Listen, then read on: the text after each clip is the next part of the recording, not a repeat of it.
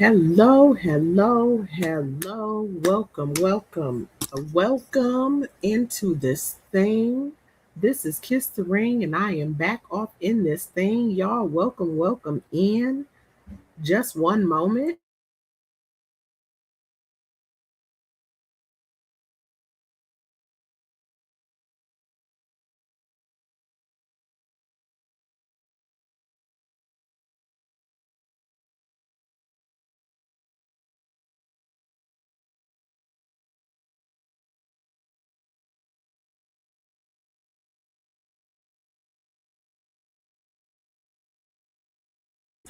Hello, hello. This is Kiss the Ring, and I am back off in this thing. We are continuing the Tuesday topic. We started off last week. We were talking about the boycott of Asian businesses. And today we're going to continue the conversation. As a result of what we were talking about last week,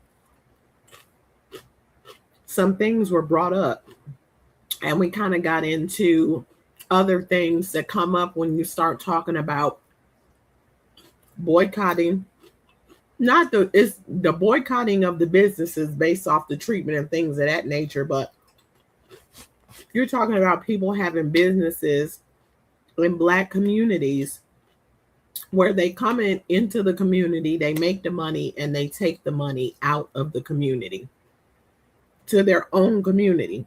So the earnings that come into your community, these business owners um, have businesses in your community, but they're not circulating the dollars in the same community that they're earning it in because they don't live in those communities. So as a result of that, kind of the Tulsa, Oklahoma conversation came up, the Black Wall Street, and there were some people in the chat that weren't familiar with Black Wall Street. So I have that queued up, and we'll do a conversation about uh Black Wall Street and kind of get into the goings on of what happened with Black Wall Street. And it's funny because you guys, hey, this is Kiss the Ring. I'm back off in this thing. Welcome. Happy Tuesday night. I hope you guys have had a great day. And I do a lot of things on my channel. I do things where I crack myself up. I hope y'all be laughing. It's a lot of things that are generally lighthearted. Um, and then sometimes it could be a little serious. This is going to be one of those ones a little bit more on the serious side just because of the nature of the conversation. But as what we were talking about last week, if you were on my stream anytime today or last night, then you heard me say that, like, when I started that conversation last week, which was kind of like a trending hot topic, whatever's going on with the boycotting of the Asian businesses, I thought it was going to be a one and done. But as the conversation went on, I went, you know what, there's some more things we need to look into.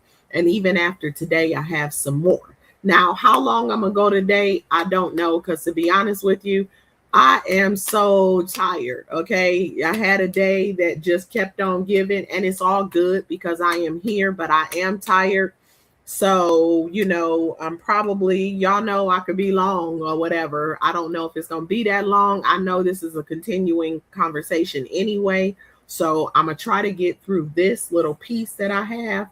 We will do some kind of talking and things. I'm going to drop the link as well. If anyone wants to be a co-host, and then just kind of chime in throughout the film, you are welcome to do that. If not, I will hold it down straight up solo dolo.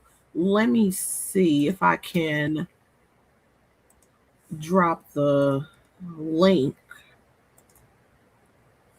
I'm going to drop the link in just a minute if anyone wants to co-host it. But we are going to take a look at Tulsa. I'm running a little bit late today. I wanted to come on here definitely earlier than this, but I ain't going to hold you.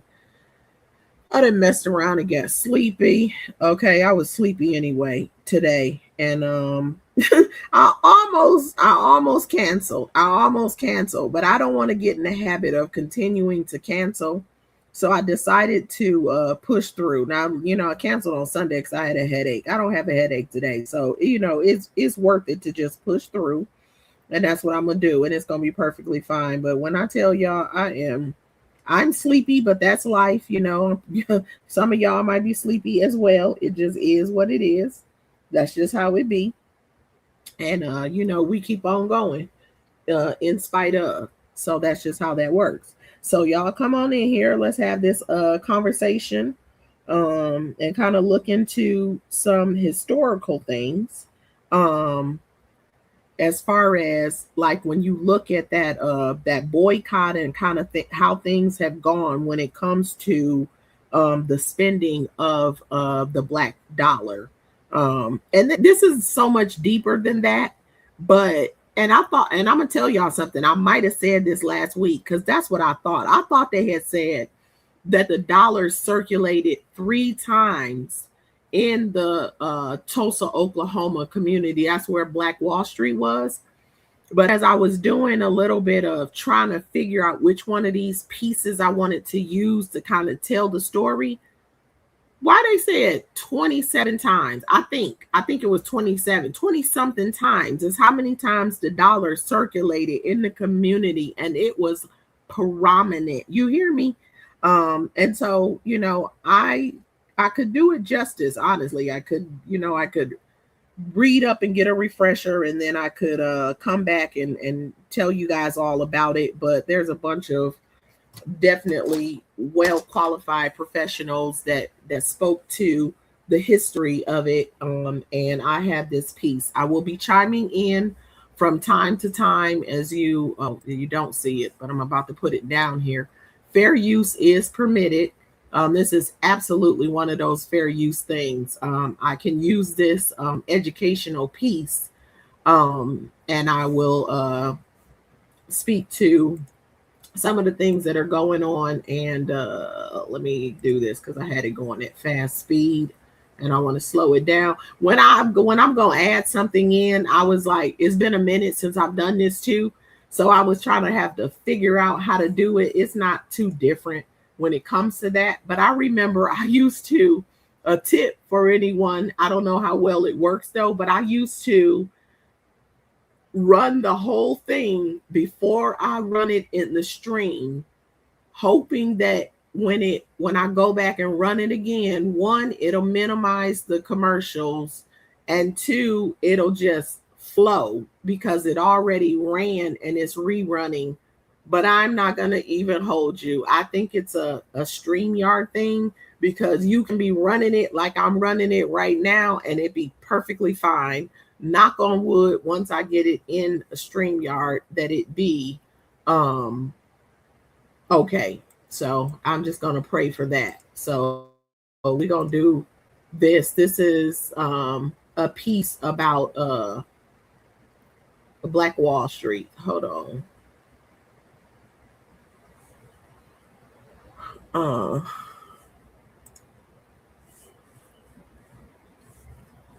Hold on. Oh, I think I'm gonna do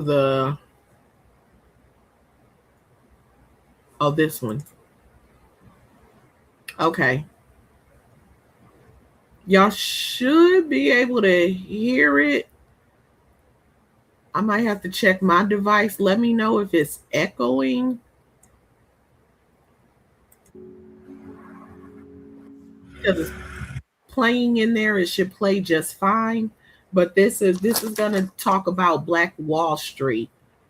And I just really thought it was relevant to the situation that's not only going on with the boycotting of Asian businesses, but also the conversation about Nolan Wells and like other related situations, how so many things that are old are unfortunately current and new. The black man built the foundation of America brick by brick. Do you remember? Black people picked cotton as they were abused lick by lick. White babies dangling from my ancestors' breasts. Mammy cooking them breakfast, lunch, and dinner. They thought that we couldn't live without them, yet we started civilization. We taught them. We raised them. This is not meant to put anyone of any other ethnicity off. All are welcome. This is just a conversation related to a particular culture, the Black culture, and the history of some things that have happened in the past, and also that have still continue to happen, or how new things or current things are related to some things that have happened in the past, but all are welcome. The audience can be very diverse, and that is okay. Please come in and join in on the conversation. Just be respectful. But I just feel that I have to point it out that a person doesn't have to feel like they can't be a part of this conversation because they're a different ethnicity. Everyone should be perfectly fine discussing the history of things that happened with their culture or any other culture, and it not be off-putting to any particular culture. And so that's what we're doing in this situation. So if you are of a different ethnic background, please come in, join in on the conversation. Be open and transparent about your opinion, but just be respectful, and that goes for everyone. But I don't know why I just felt like I needed to say that. Hey, Jan, welcome. Jan Hurt is in the building. Good evening, Jan. I'm just getting started. So I also dropped the link. I don't think I need to pin it right now. Comment section, not going too fast. If anyone wants to be the co-host, if you want to come up, and if you want to chime in and I can pause it, I can do it like that. I think I got enough of a second wind that I can get through this, because it's too early for me to try to go to sleep anyway, y'all. So yeah, but y'all come on in and join in on the conversation. Are you familiar with the situation that happened with Black Wall Street? What do you think about what the goings on with the boycotting of Asian businesses, or any of the businesses, in terms of like what happened with Target, or any other type of companies? Also, the Nolan Wells situation, or any other situation. What do you think? Chime in on the conversation. Jan said, hey, Kiss, I set my notifications. How are you? I'm doing very well, Jan. Thank you so much for that. And thank you for asking. How are you doing? Hey, Caitlin is in the building. Hey, Caitlin Boo, welcome in. Welcome back. How's everybody doing on this Tuesday evening? Y'all come on in here. I am just getting started. I low-key feel like, hold on one second, because I got a Gatorade right here. So I'm about to be doing some talking.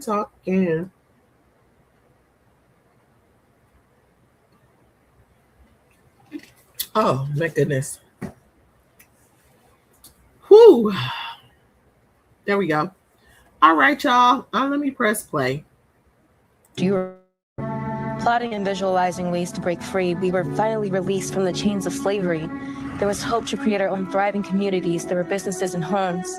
We proved that we could survive and support our own. They became envious of our prosperity in return. Fires were deliberately set to our businesses and farms. Tears from my ancestors fell as they watched from afar, those flames reflected in their eyes as the smoke continued to rise. Can you guys hear just fine? How's the sound? Their hearts were broken with a solemn beat. All their hopes came down along with the buildings. Black Wall Street, Tulsa, Oklahoma. I think it was 1921. They're getting ready to say, though.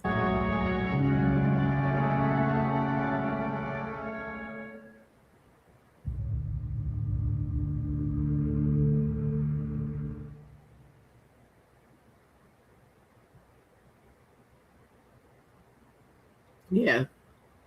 A massacre occurred. Over 300 people just because of, I don't know, like, she said, it sounds good. It's clear. Okay, thank you. She said, yes, it's good. I appreciate y'all. Y'all gonna see why, though. I have to chime in from time to time, but I really don't want to over talk it. This, like, so far, like, what I scanned through this, I was like, this is great. It's so much better than what I was initially gonna use. The violent event destroyed an estimated 35 blocks and 600 businesses. Tell me that's not crazy. But well, just wait. I'll wait to say that. What we saw in the past so much I could say. Was that the key to freedom and liberation was Black people controlling their own destiny. That's why it was destroyed. Today, we have to do the same thing. We need to control our own destiny. We need to invest in our community. We need to create the seed beds for opportunity, and then we need to invest in that. I think today we are in a unique environment. There's two different lenses that you can look through. And so I think the philosophical debate that occurred before between Booker T and W.E.B. Du Bois, that still rages. How can we control dollars? For a long time, Black people were told, okay, we have to get our education. We have to go to colleges and that's the way we're going to make our wealth. But that's not the only way we're going to make our money. We have to really start investing in ourselves. Can you imagine the state of being that the communities will be in if we have money and resources flowing back into our communities? First of all, because y'all, like I said, y'all know I got to talk sometimes throughout this. It's fair use. I'm allowed to do educational pieces, but I do have to do commentary on it. And I've just like, from the moment I ever heard about it, and I would sit there and I would think like, could you imagine how that community would have continued to thrive and expand like other communities do? Look at how other ethnicities have a tendency to go to, like they'll go to an area and then they'll all go to an area. They might take over a city or take over a whole area. And maybe it's not even intended to be that way, but that's what they do. They have homes there. They have businesses there. They have all those things. No one's bothering them. And it just expands and expands and expands, right? That's how it gets. And they're doing really, really good, you know, supporting one another. And as much as diversity is important, when you have a demographic of people that have a tendency to be the ones that are down or mistreated or whatever, imagine if you're amongst yourselves and you are thriving and respecting one another, et cetera, et cetera, et cetera. How that could have grown had they not done what they did. Communities is something that we can build on, keep our money circulating through our neighborhoods as we can see us building together. Our kids can see that. With that right there, that builds growth within the mental. Because people like you are educating, bringing light to, you need to shop black, shop black, shop black. There's companies like Support Black and Support HBCUs. That's another Black company. And yeah, Buy Black. Like there's so many communities now where we're more aware. Growing up Black in America means you have to fact check your history. For some reason, the books we grew up reading in school left out important information about our past, which could help improve our future. For instance, did you know there was a time in the U.S. when Black people had a lot of money, enough money to start their own town with their own businesses? And this was way before Martin Luther King ever had a dream.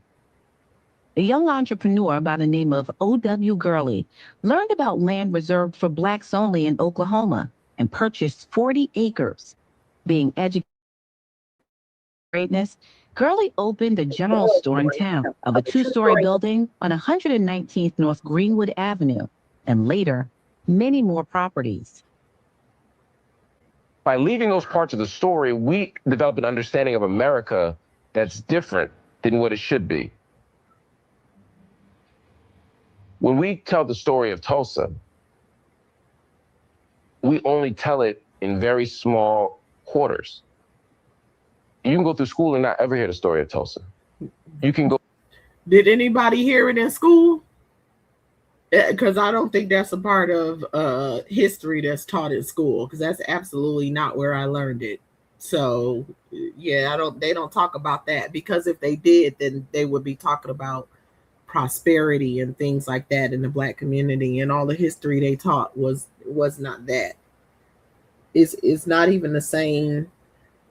Well, anyway, I just leave that. Go through fancy high schools, fancy colleges. You can be And no- a historian See? and not fully understand what Black folk did. And as Black folk, it's almost definite, it's It's a almost shame. certain that you're going to go through your whole life and not know the story of Tulsa. And so by controlling the historical narratives of who and what we are and who and what we've done, the government has the ability to make us think that we're something less than what we were. Exactly. Because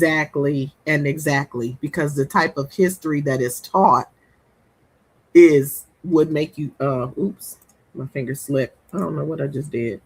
That's exactly what it would make you think, because you guys were slaves, so you think I feel like it's a programming, because then you go, you're a descendant of a slave, so you some people still had this almost slave mentality. They just see themselves as second class citizens. Isn't that what was in writing? Second class citizen, lower than cattle. That's what they said. Okay. And so if you don't get taught about the prosperity things, then you continue to think that. And then there's this whole crab in a barrel, all this other stuff. And there's sometimes, because y'all will hear me defend things on here all the time. Like when I talk about the PDO file situation, for example, whenever that does come up in a conversation, I get so tired of hearing us say, because we need to, that's a worldwide problem, knock it off. And a lot of stuff that our community puts on us, it's not a us problem. Y'all need to stop that. But you knock that programming off. Even the hair situation, I want to get on with this, but even hair and so many avenues I can go into. You guys are programmed. Learn to love your roots. And then once you understand what your ancestors really did and what they were capable of, you will give a lot more credit to them and yourself. Then you will know, guess what? You can. You absolutely can. She said, I heard it in a documentary. You see? Just unfortunate they don't teach those kind of things in school. They should. Consequently, what's unique about Tulsa was the fact that there was a migration of African Americans into Tulsa.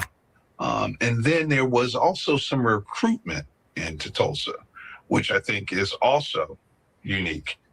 So what you had was a concentration of African Americans all moving to the same section, which is in Tulsa, Oklahoma. And once they were in that section of town, they were building their own businesses and creating their own residence. Black Wall Street was Black excellence on display, that the Black dollar circulated over 21 times before it left the District of Greenwood. That's what it was. I think I said 27 this time. It was 21 times. Can you imagine that? The dollar, the Black dollar, circulating over 21 times before it left Greenwood. That equals prosperity. Very much so. And it's a beautiful thing. That's support. That Black people owned planes and led schools and banks, and they truly were like the economic engine of this part of the country. I was just so impressed that O.W. Gurley goes into an area by the plot of land and says, I'm only going to sell it to my people. That's tough. Because I know somebody came with some money that may have not looked like his target market, saying, yo, I'll buy this for this amount. I'll give you a high dollar, but I believe Mr. Gurley saw ahead. You know what I mean? But the fact that a group, like, we can start from just one person's idea, and if the idea is powerful enough or strong enough, it can spread, and then we have a whole community. At that time, nothing was. But he might be about to say it. Let me so I can skip that back just a little bit so you can hear the full of what the next individual is going to say. But my understanding was that it was red line, but within this certain space. So even to get any additional help to even try to make a purchase, you could not make that purchase. They only allowed it in this space of the Black dollar. So that's when the Black people started buying within that space. And that's how they all ended up together, living and owning businesses. That was my understanding, but we're gonna see if something else is revealed. Hello, Rita. Welcome. Happy Tuesday. Then we have a whole community. At that time, nothing was given to us. Right. Nothing was given to us. And I believe that somebody said, let's start our own bank. If they're going to deny us the privileges that they give it to everyone else, let's do our own thing. I think when you look at when you look at Tulsa, or you look at Rosewood, or you look at Winston-Salem, Massachusetts, which a lot of people forget about that. These were very thriving communities that infrastructure was totally by African Americans, our best and our brightest. And I think that these gentlemen understood the value in spending dollars with each other, about reinvesting those dollars through banks, through insurance companies, through businesses, helping their community grow. When you look back at history and when you look at when that movement, that period of time happened, we by default was in control of our money. And being in control of our money, we had a very vibrant and a very thriving community. We had Black business ownership. We had so many doctors and so many nurses and so many business owners, all contained in our community. And the fascinating thing about that is that the Black Wall Street experiment, it wasn't a lot of people. It was only 10,000 residents in the whole town of Tulsa, Oklahoma, that was Black, but it was the most prominent and most prosperous community in all of the United States. I mean, great. So the thing about that is that I'm learning new things every day, because that event has been so buried and purposely not wanting to be released that it's like you have to actually do research and detective work to find out exactly what happened. And so I've always, of course, you have the internet and you have Google, but there's some things that are not going to be there. And so running into members of the family, there's a woman, Laura Stratford, who's a direct descendant of one of the owners of a hotel in the Greenwood district that was burned down. I'm gonna run this slightly fast, y'all. If it's too fast, let me know. I'm not gonna speed it up too much. I'm gonna speed it up just a little bit.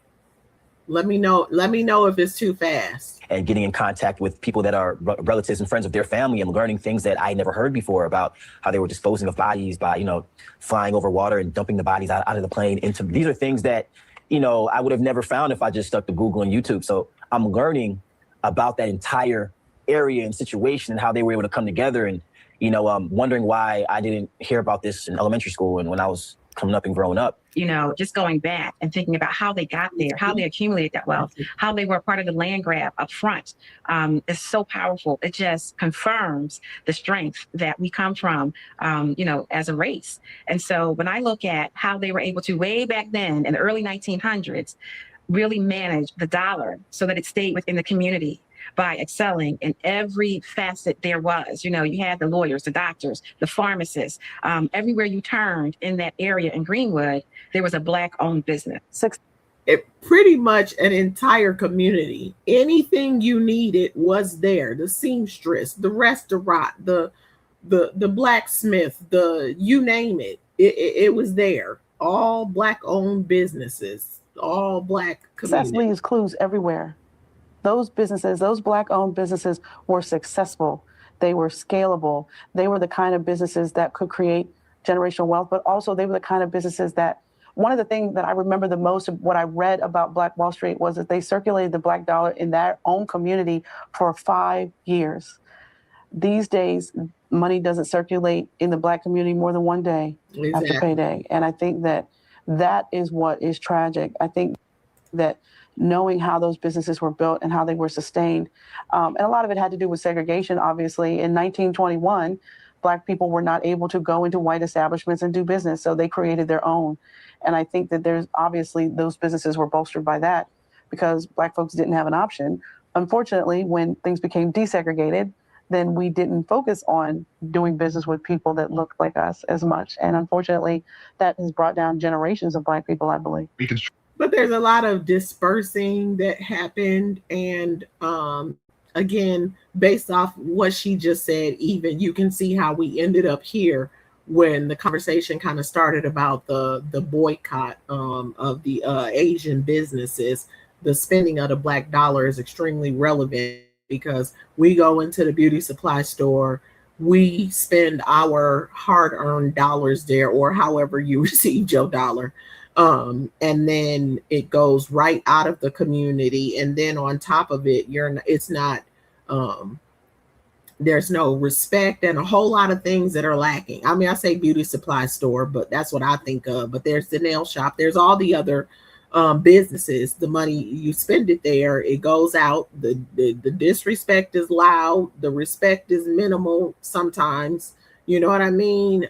There's cameras everywhere, there's no return, refund, or exchange only. The rules are high, you know what I mean? The expectations, there's a laundry list for you, but the money is going right out the community, you know what I mean? Whereas spending it within your own community with your neighbors and family members and friends, and I think it's just a whole different experience. But this speaks. Construction was really, I think, the contextual narrative to why the African Americans moved to that area. So once there was oil found in and around 1905, and that discovery happened, there was a need for increased labor. There was a set of railroad tracks that existed in the area where the African Americans actually settled. And many of them would take during the daytime and they would work as domestic workers on the other side for the existing larger town. And then the others would remain in the area and work for the businesses. And what's unique about those businesses is that they represented an economic corridor, unlike the types of economic corridors that we see today.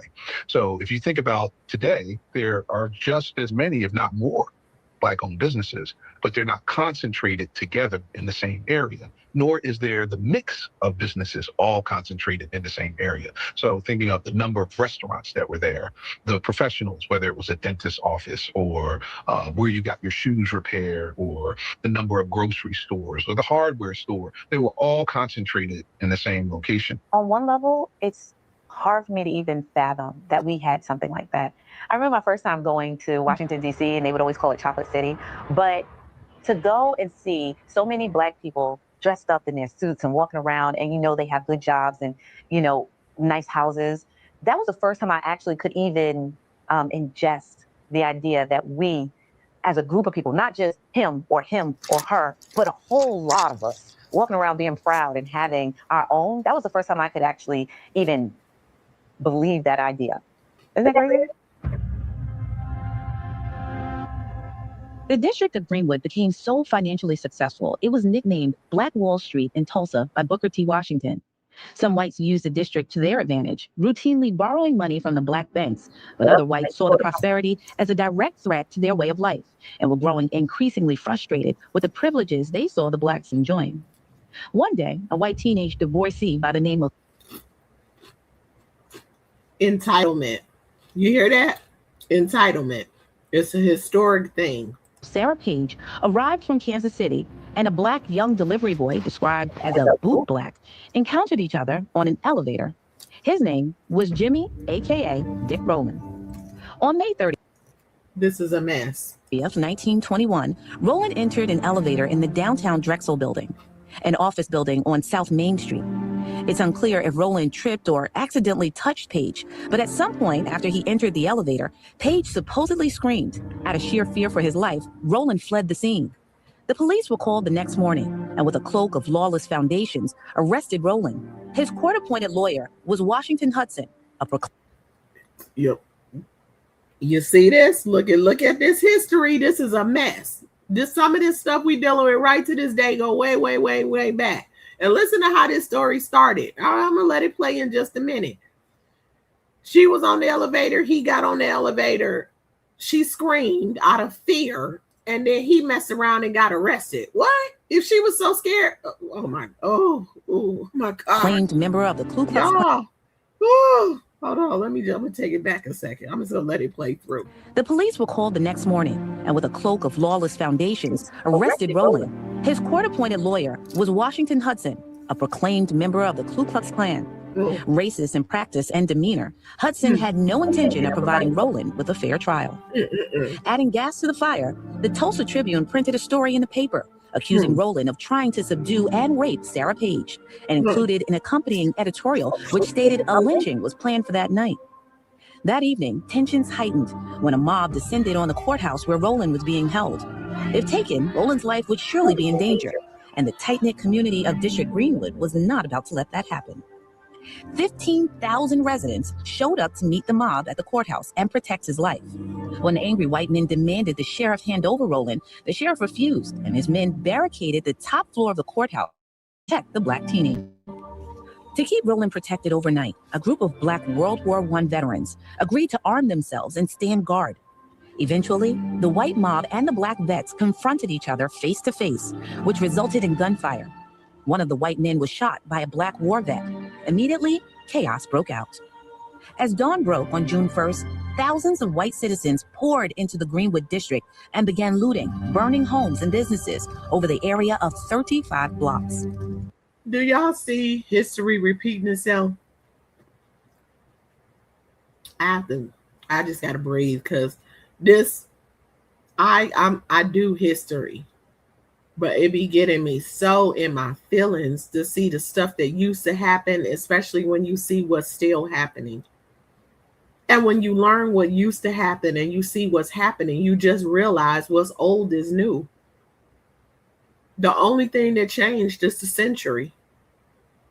There's some things that have changed, but a lot of things remain the same. And it's ridiculous. All of this right now, because this lady came into their area and created chaos, and here they all come entitled. Let them, if they have their own law and they handle things the way they handle it in their entire community, who the hell do you think you are entitled to march in and demand that they hand someone over to you? You see? Oh, let me drink me some of my great Gatorade Zero. Same-ish, different century. And it's pathetic. She said, that's how I'm feeling too, Kiss. Ugh. You see? She said, yes, never stopped happening. And it's ridiculous. It's the entitlement on both sides, both genders in that community. And the lies, the same lies that have been told. He literally ran because he knew. It's to the point where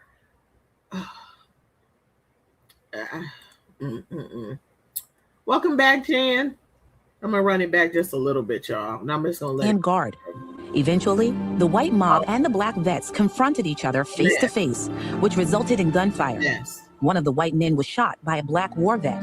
Immediately, chaos broke out. As dawn broke on June 1st, thousands of white citizens poured into the Greenwood district and began looting, burning homes and businesses over the area of 35 blocks.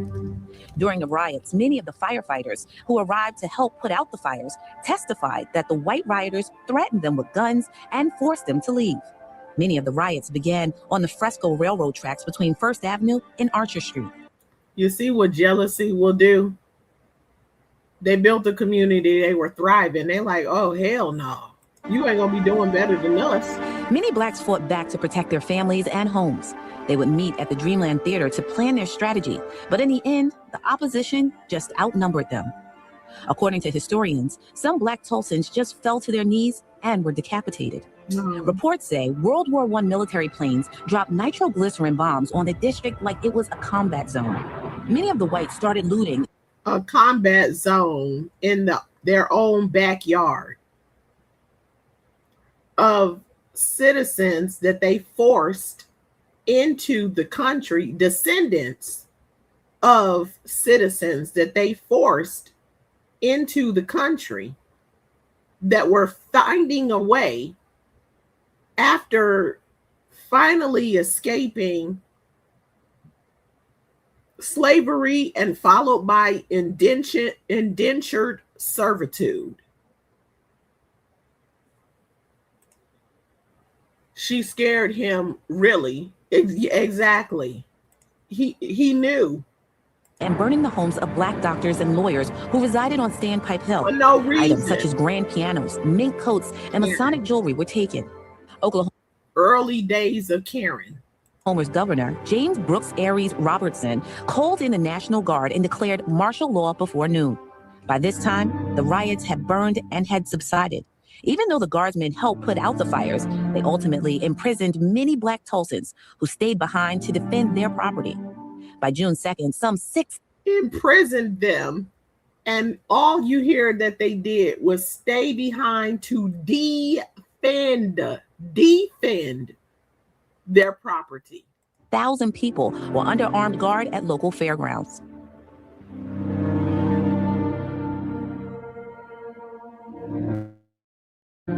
It was a snapshot where you had a whole community, when you had a whole city, you had a whole culture of people who did things the right way. What happened? I don't know what just happened to the sound. Hold on. Here's how I got my contacts for free using my vision insurance benefits on 1-800-CONTACTS. I use 1-800. Hold on. Reports say world items such. It was a snapshot where you had a whole community. Hopefully the when you sound had a whole city, you had a whole culture of people who did things the right way. Oh, come on. I don't know what happened with the sound. Oh, come on. What is the deal? Man in that town. And the reason why I'm not sure what happened with that tragic event itself came about because of something that was fabricated. That's how I feel. With the whole incident with Dick Rowland tripping, falling on a young lady, and other people bearing witness and her yelling rape. It led. You know what's interesting? What if, because I believe it's fabricated too, just because of the way things have gone in history. But what if the young man literally tripped? Because when a person trips, it's an accident, right? But you trip and you end up touching someone who sees themselves as so above you that it is criminal, that you literally lost your balance and ended up making physical contact with them. And as a result of it, you are being vilified and accused of the R word. And now it must cost you your life. And you look at how things go even now, and you tell me what changed a whole lot. Because the same kind of bull crap is happening. You know what I'm saying? Something so simple is being painted as something different, and it ends up seeming criminal when in fact it's not. This is crazy. This is from 1921, and look at where we are now. To the unfolding of everything that happened. The way it makes me feel. Same-ish, different century. It makes me feel like it really upsets me, but not only did it upset me, it made me stronger. The reason why I say it made me stronger is because I felt as though it was something that people wanted to keep from us. They didn't want us to have because of the unity, and they seen the strength and what could be. And the reason why I say it makes me feel even stronger about it is because I know what could be and what we're trying to recreate. Jealousy and envy is one of the scariest traits to have. And so I learned that jealousy and envy and pure racism and hate is what allowed 35 street blocks of Black excellence to be completely destroyed. Those families, even a year after the tragic bombing, there were 49 families that were still without homes, that were living in tents. They had to depend on the generosity of the American Red Cross just to have blankets. These were people who had mansions, all of a sudden had nothing and were, that of paupers on the street. And I think that even the wealthiest man in that town was chased down, and they tried to charge him with inciting a riot. And he had to escape in the middle of the night with his son to Chicago to save his own life. And I believe that all of these things were done, and this tragedy was then used as a tool to recruit for the KKK, and Oklahoma became a stronghold of that white supremacist and racist organization. And it is really sad that then this tragic history was swept under the rugs and people didn't even know about it. People who grew up in Tulsa their whole life had no idea that there had ever been a Black Wall Street or that it had been systematically destroyed by basically white militiamen and KKK members, basically. So what's really interesting is that I was reading about different things that had happened to African Americans in history. And like I said, I stumbled upon this story about Tulsa, Oklahoma, and the word that kept coming up was riot. And then one of the articles explained exactly why they kept saying riot and pointed out that it was because of insurance claims, because if they actually used what happened, which was a massacre, then they would have to pay the people who were killed and their families the money. Exactly. And so they kept saying riot, but it was so much more devastating and gruesome than the word riot. If you compare it to what we see now, a riot is a group of people from there, but a massacre is you intentionally coming out to kill numerous people just in the name of we want them gone. We don't want them here. And that's what happened. And I'm not sure why the sound keeps going out.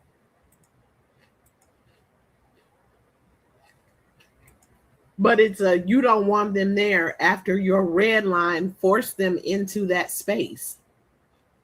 And then they thrived. And so now you want to ruin it. Because, oh, I didn't think you were going to do that good. I don't know. But it blows my mind. Like, you have to be living life in denial to force people into a space and think that they're not going to thrive when they are the ones, in fact, that cause your lives to thrive. Let's just be real. It was them and their ancestors doing the cooking, the cleaning, the farming, all the things, the raising the babies, the feeding of the children, all the things that were happening, doing everything while you hung out and chilled, inventing things that make life easier, etc., etc., etc. And then you go redline, you go into this group. We don't want to be bothered with you. And you thought they weren't going to thrive? You got to be living your mind. I am the founder and managing director. You don't say, well, damn, they was really doing everything. Oh, they about to really do this. Oh, this gonna be next level. Oh, they definitely gonna be good. But you done convince yourself so bad of your lies that you sitting here like, nah, they're gonna fail. Please. You needed them and their ancestors. Ridiculous. Of NextGen Tax Services, a public accounting firm. We exist to help create and educate the next generation of ultra successful business owners. Kaylin said, exactly. I wonder what would they do if they couldn't get to us at all to destroy anything we have. Exactly. Good question. Because and Tulsa, you already know they're gonna fight. They would have found a way. Now that's what was gonna happen, and I feel like would continue to. You know, we really, I feel like, grew up. And it's sad. We're not from here, but this has become home to us.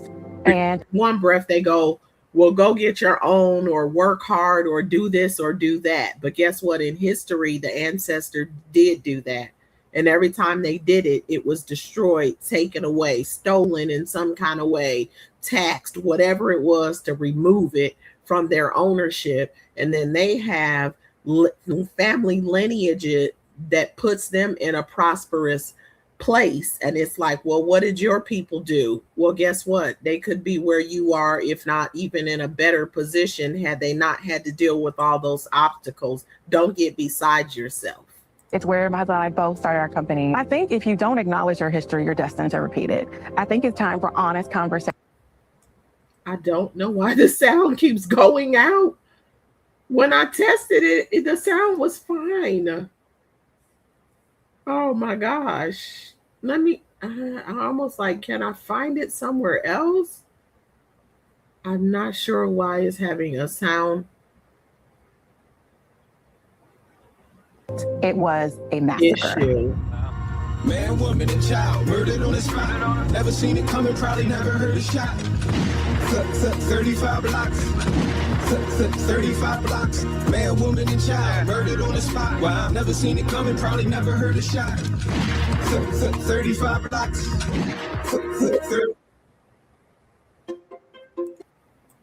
There's so many options for you to. Commentary for fair use. Do I have it still scrolling? Yes, fair use. It's for educational purposes. So some of the words in the documentary are not the ones that would normally be used. Thought it was over. I hear the march of the soldier. I see the traces of hate. I say the fault of the cobra. The block is on fire. Somebody hauling the hoses. The stock is going higher since Wall Street folded. Money, power, respect. Is it all three motives? It's how we can forget. Sometimes we lose our focus. But I can see the light. If you did not hit the like button, please hit that like button. Thank you very much. It was the shame for what happened in Tulsa. If you haven't subscribed to my channel, please consider subscribing to my channel. I have a variety of content. I'm gonna have a Tuesday segment with this kind of thing going on my Tuesday segment. Otherwise, it's relatively light. So if you like this kind of thing, subscribe and turn your notifications on to all so you never miss any time that I go live or do any drop any content.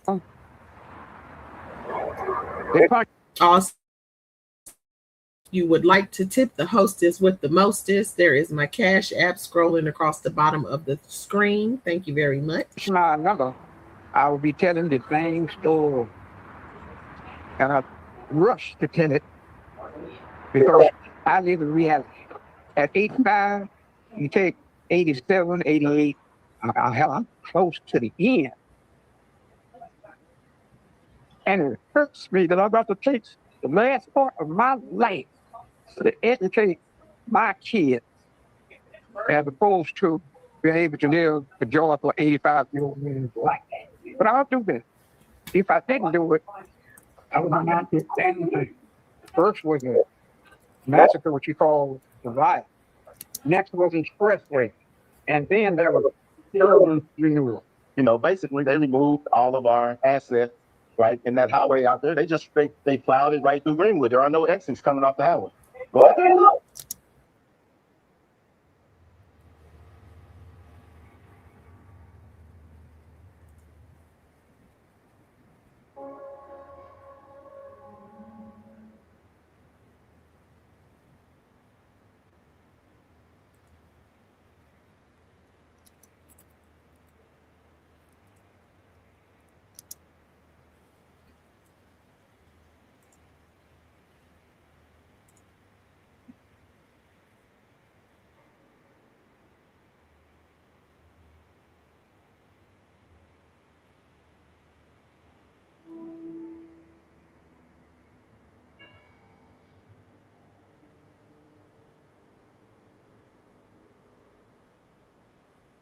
Just to be here right now, this is the legendary Standpipe Hill.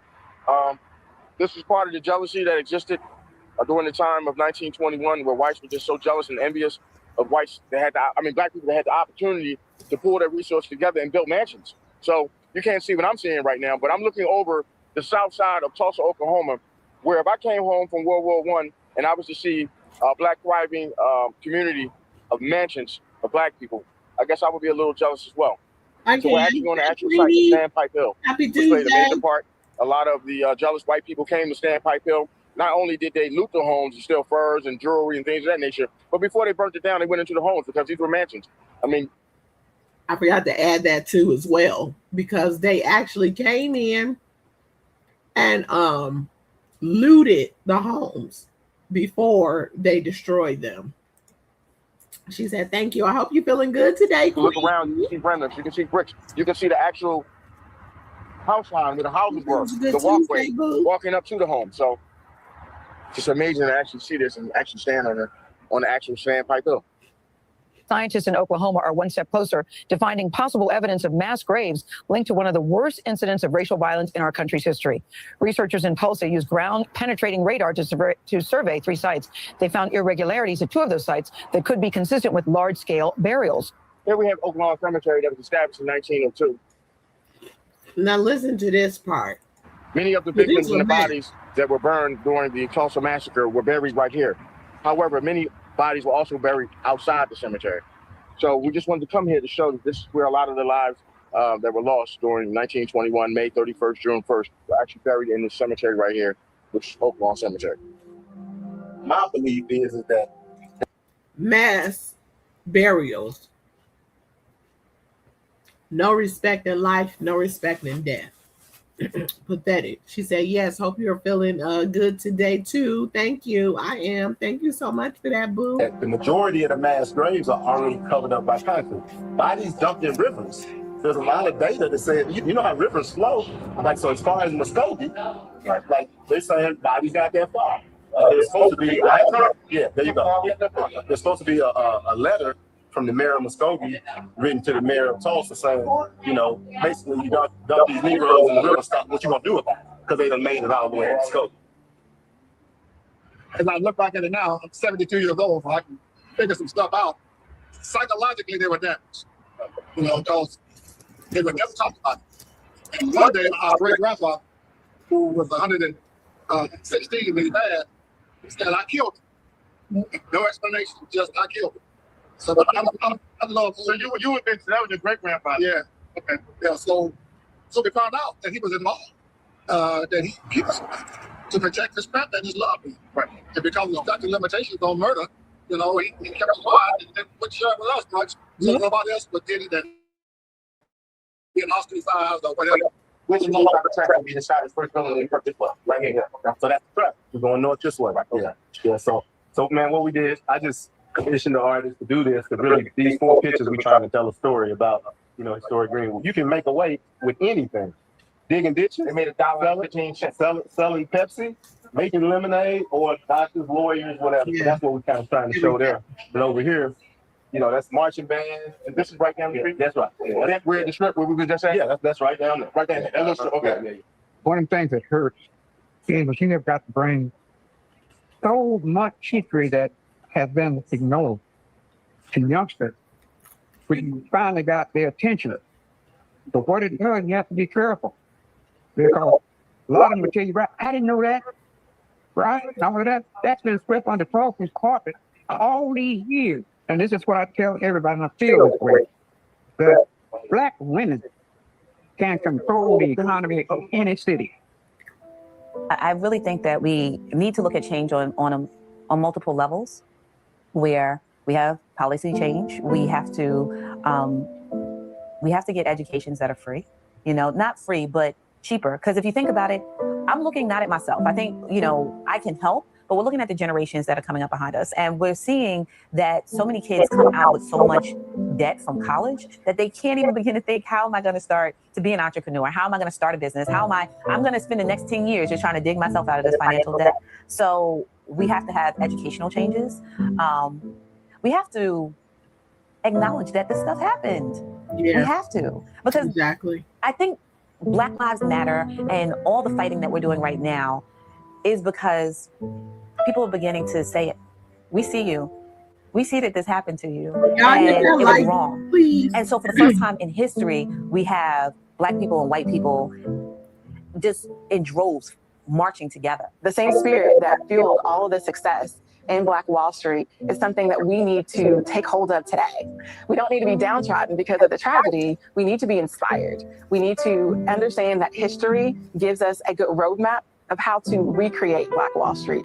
That's true. And also to understand what happened so that you see that what's old is new. So you treat it as if what's old is new. Because if you treat what's new as if it's new, I just don't think that you approach it the same way as if you approach it when you know that this is habitual behavior, which then, in my opinion, leads you to understand that it's never going to change if the approach to it remains the same and it's unacceptable. Nolan Wells, name any of the other people,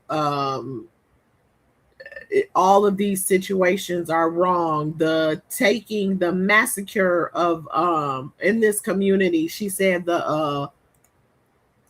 Slocum, Texas, 1910 massacre, same thing happened. Hey, Miss Renee, to you. Yes, you know, stuff like that. So, and you know, it can't be. I don't know. I know I'll be hard nosed about it, but I'm just one voice. You know what I mean? In the thing, it can't be no lighthearted approach to it. Yes, you can be on some forgiveness stuff because that's what we do in our community. But as much as you forgive, you ain't got to act like this stuff is not repeated behavior. We got to approach this stuff differently. And I didn't come over here to be like, rah, rah, rah, get all riled up. But when I was looking at some of that Nolan Wells stuff just yesterday, it's so fresh and new because I'm over it. I'm over it. And then those of us that we got kids, we got young kids, we got teenagers, we got young adults out here. And they should be able to not have to expect to have to deal with some of this crazy stuff that be happening just because of something they cannot control, which is their freaking ethnicity. You hear me? What the hell? In a way that can't be burned down. Everywhere you turned in that area in Greenwood. And to, my bad, y'all. I ain't trying to be crunching in y'all ear, but, and to also have an understanding that you can. Don't look at your people and say they didn't and they couldn't. Look at history and know that history kept taking it away. So as much as history has taken it away, it would exist and it would thrive had that not happened. In history, not history, but in history, it was taken away.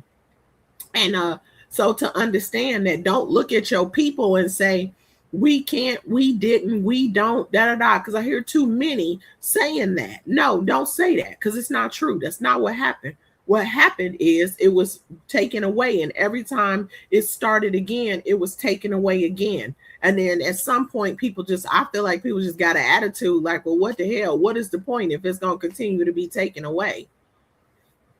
Oh, man. She said, I was looking at the list of billionaires and trillionaires. No one is of African-American descent. Oh, wow. That's crazy. That's literally crazy. And it's because of historical things like this. Don't you know how different had the things that we're talking about this week and last week had not been the case? You know what I'm saying? There's so much I could say. Y'all don't understand the level to which I get into these kind of, but I'm keeping it cute in this space. But I get into this. You hear me? I'm talking about being my brother would get to talking for hours about things like this. There was a Black-owned business, and they supported one another. We are so much further ahead that it's amazing. It's amazing with the resources that we have today that we're not doing what they set out to do back then, and they were tremendously successful. So for me, it's an inspiration to continue to seek out other Black-owned businesses as I do my coaching, as I do my executive training, to really help Black-owned businesses tap into that resource and really use that as an inspiration to inspire our youth as I go back into the communities to find that diamond in the rough, to bring forward, to be successful. Is how inspiring the stories are of the big people that were in business and the kind of money that they had and how they invested in each other and supported each other's businesses. And I definitely believe that those are principles that we need to have happen today way more often than it does. I think it's starting to, but I think the more people learn about it, the more people will realize that we'll be able to do it again. We'll be able to have Black hotel chains and things like that. But if people can't see it, or if it's never been done before, sometimes people don't believe it can happen.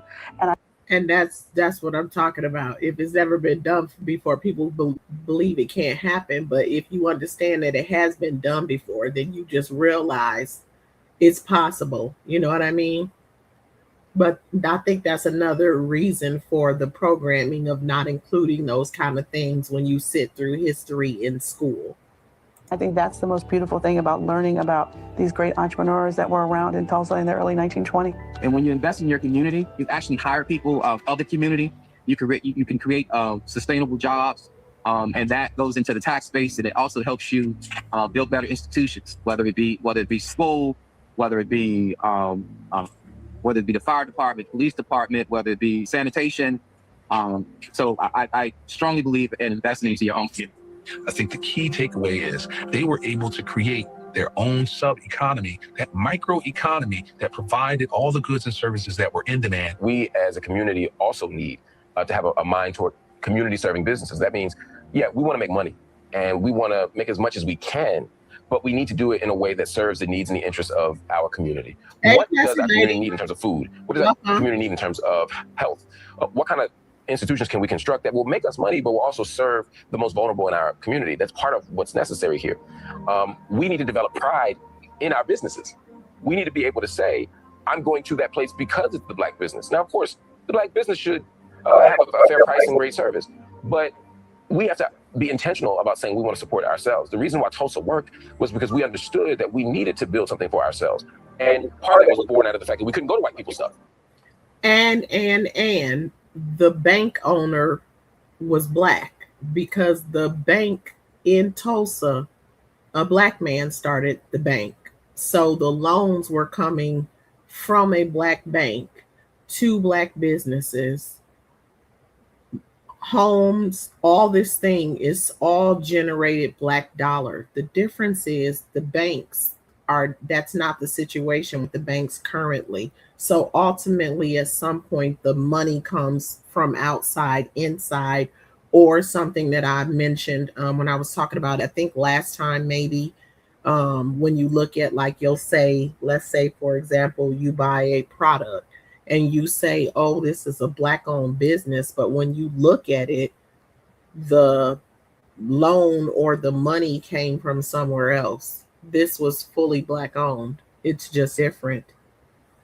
It's just different. But now that we can go to white people's stuff, we need to say, look, even though white people got a tailor or a dry cleaner or a fried chicken shack, we can fry chicken, we can dry clean clothes, we can tailor suits just like they can. And also, even if ours costs 10 cents more, maybe it's worth paying that 10 cents or $2 or whatever it is, so that we can support our own. We need that mindset as well. Because of segregation, we didn't have a financial advocate.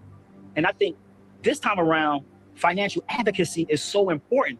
And that's why when I look at teaching, about cash value life insurance, the insurance companies, which are the granddaddy financial institutions of everything came out of the insurance companies, the banking systems, the lending systems, everything that's control of money, a principle that we call velocity of money, which basically being able to have a dollar, take a dollar, spend a dollar, earn a dollar, and recycle that money back. That was all started by the insurance companies. So when you look at this time around, having a financial advocate, when you have a financial advocate that is in advocacy with you and helping you to be in control of your money, then that is going to be something that's going to be able to kind of like keep all that negative stuff away from you. So no matter how technologically advanced the world gets, that core function of what business is stays the same. So we can, how they did that, how did they identify the needs? How did they know where to spend their money or spend their dollar? I think in that time, there was more of value put on of doing business with someone that looks like you. A lot of those dollars where, you may have a maid who works for a white family somewhere else. When she gets paid, okay, she's taking her money and she's going to spend it in Greenwood. So, understanding that there was a conscientious decision. There was a conscious choice to say, I'm going to take. My God, it worked? It worked, dude. I told you it's legit. 29,000. I used this business loan program and I was when I shocked. paused it earlier, I was gonna say something about hold on. I was gonna say something about when he was talking about like the businesses and the importance of the Black businesses. The other thing about it is that unfortunately we have a tendency it gets to our head and we get the stunting on each other, and the business practices can be poor and things of that nature. That is the downside of it. But I see that there's an upside, and the upside can outweigh the downside, especially if it's more of a regular thing. And so I think we can learn a lot of why they chose to do that, how they saw the value in that, and then them seeing that as the more that they did that, then the greater and the more thriving their community became. So the link is also it's not pinned. It's not pinned, but I did drop the link if anyone wants to chime in on the conversation. Hold on. I am trying to, let me see if I can pin the link. Let me see. Oh, it held a comment. I don't know why it held your comment, Miss Renee, to you, but let me show it. Oh, Queenie. I don't know why it's holding comments. I'm not logged in over here. Oh, Caitlin. Child cheese. It done held about 3 comments, y'all. And it wasn't showing that for me over here, but Caitlin was speaking, Queenie the same. I don't know why it did that, ladies, but let me see. Did it show the other comment, Miss Renee, to you?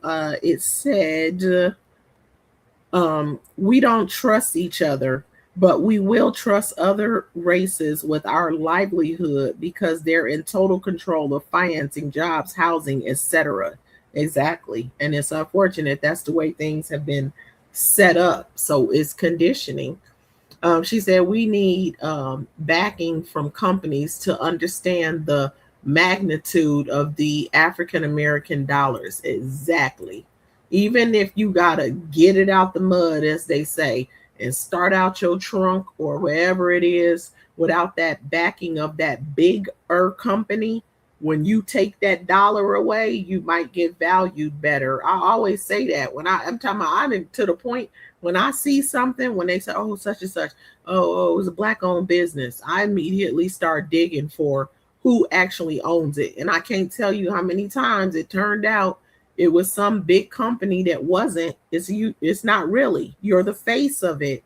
If that bigger company owns it, they still getting the money, so you still making them rich.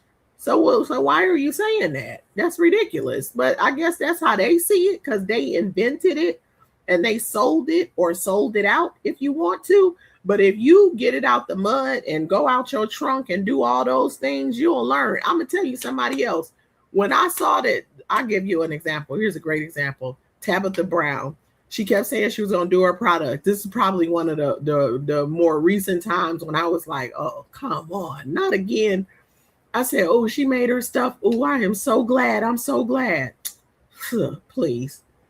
She was the face of it. She gets some of the money, but it is not hers. I can name other people that have a face or are known. And I'm like, all y'all do the same thing. So if y'all want to say that, then make it your own.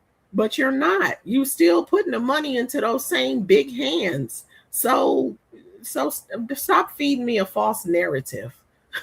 So tell me who backed you so we can just rip the Band-Aid off and be transparent without me having to go dig for that information. She said, Classy Lady said, because the conversation is about something Black and positivity. That's why.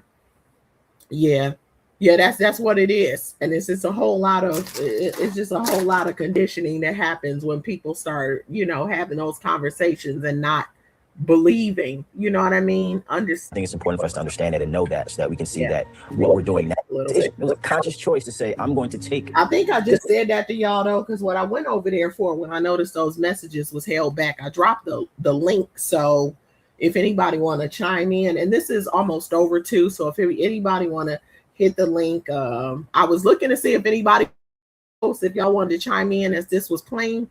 Or if you want to chime in at the end of the conversation, it's totally up to you.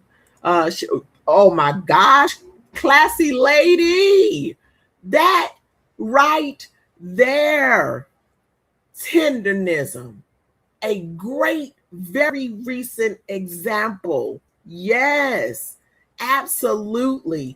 And the debate that was happening where people were asking if he owned it, I might have to actually drop that video in here real quick if I can find it when I'm done with that, because that's an amazing example, because they did that. And if I don't, I'll just add it into another segment as I continue this, because he sat there and said, this my partner. That's what the man said. Nick, the owner, forget his last name right now, but Nick, because I had started following the story. And he called Mr. Walt, whom he should have been calling Mr. because Walt's old enough to be his father. But, he said, this is my partner, when they asked if Walt owned the business, because people was online, social media, y'all saw it, saying it was a Black-owned business, and the whole time Nick was the owner. And Nick, if you own it, just keep it a thou. Like my brother say, keep it a thou wow. Like, you know what I'm saying? Like, what the hell? Like, bro. But no, he say, this my partner. And I say, I think he lying. I said to myself, I think he is saying like my partner, not like my partner, like, business partner. He's saying like my partner, because I heard Mr. Walt say, oh, Nick, this my partner, this my ace boom coon. I said, oh, you mean like my partner, you're deceiving. And Walt just keeping it low key. What's happening? That's a mess. And guess what? Every time I open up IG, because I'm still follow the page because I wanted to see what would happen in the aftermath. I just opened up IG yesterday and Nick's business came down my timeline. The restaurant is not overly thriving, but you know what? He's still cracking open them Black Diamond oxtails because Walt then gave the recipes, taught them everything they know, and they still making money off of something they didn't even want to do in the first place. And when it came time to ante up that cash money, they clammed up on them. Took it. Ain't nothing he can do. He already gave them everything. Can't take the knowledge back. Yeah. Same old.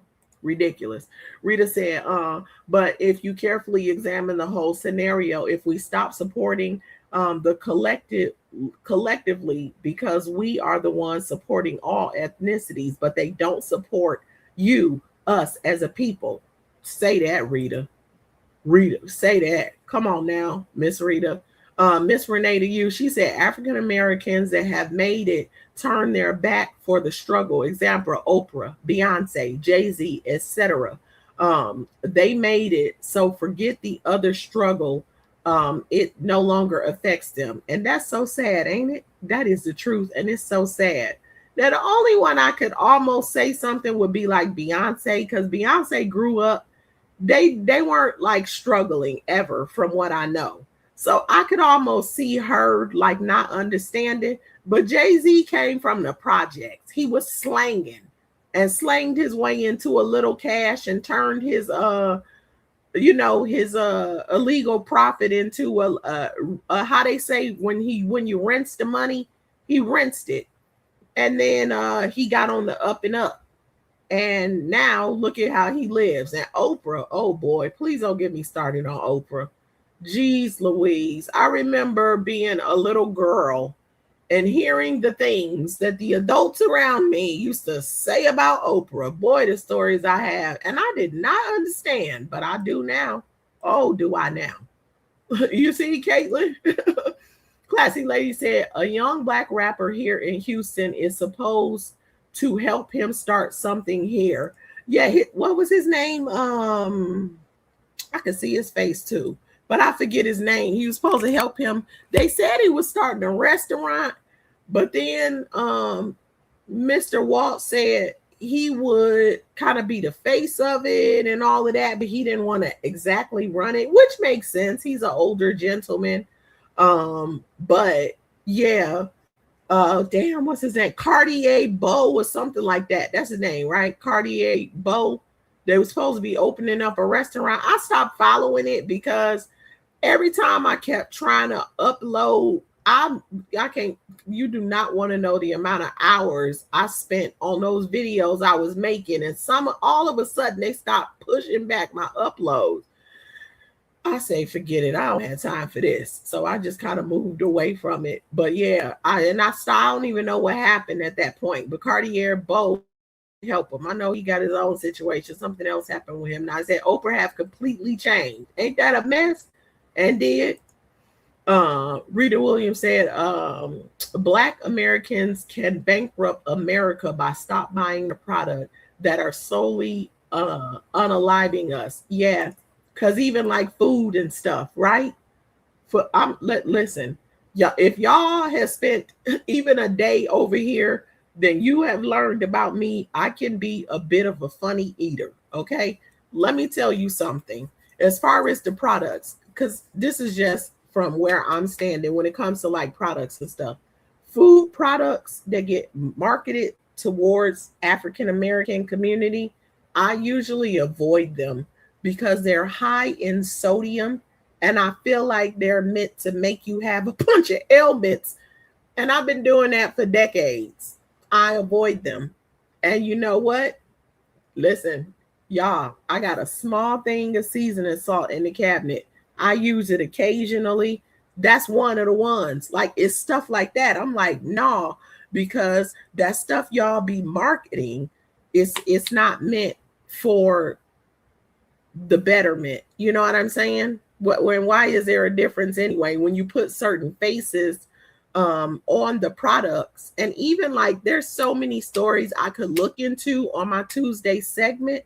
We can look into the story of Aunt Jemima and Uncle Ben and all those kind of things. And it is a mess how things have gone when it comes to this. And even a segment I could do about even the products, you know what I mean? And who is marketed to and whose face is on it. The ingredient, the difference in the ingredients when it's marketed towards the Black community versus when it's not. Although we do have a lot of these products that's marketed to everybody that are very bad for you, but you're going to see some commonality with the products that are marketed towards the Black community. And you will have those ailments if you consume them a lot. You know what I'm saying?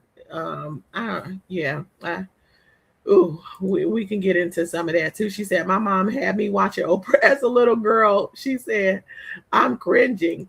Yeah, you know what? But me too, though, Caitlin. I feel you. When I used to come in from school, Oprah was on TV, and you had to literally sit still and not make noise because Oprah was on. So here I was, this little girl, sitting on the couch watching Oprah Winfrey. I sure did.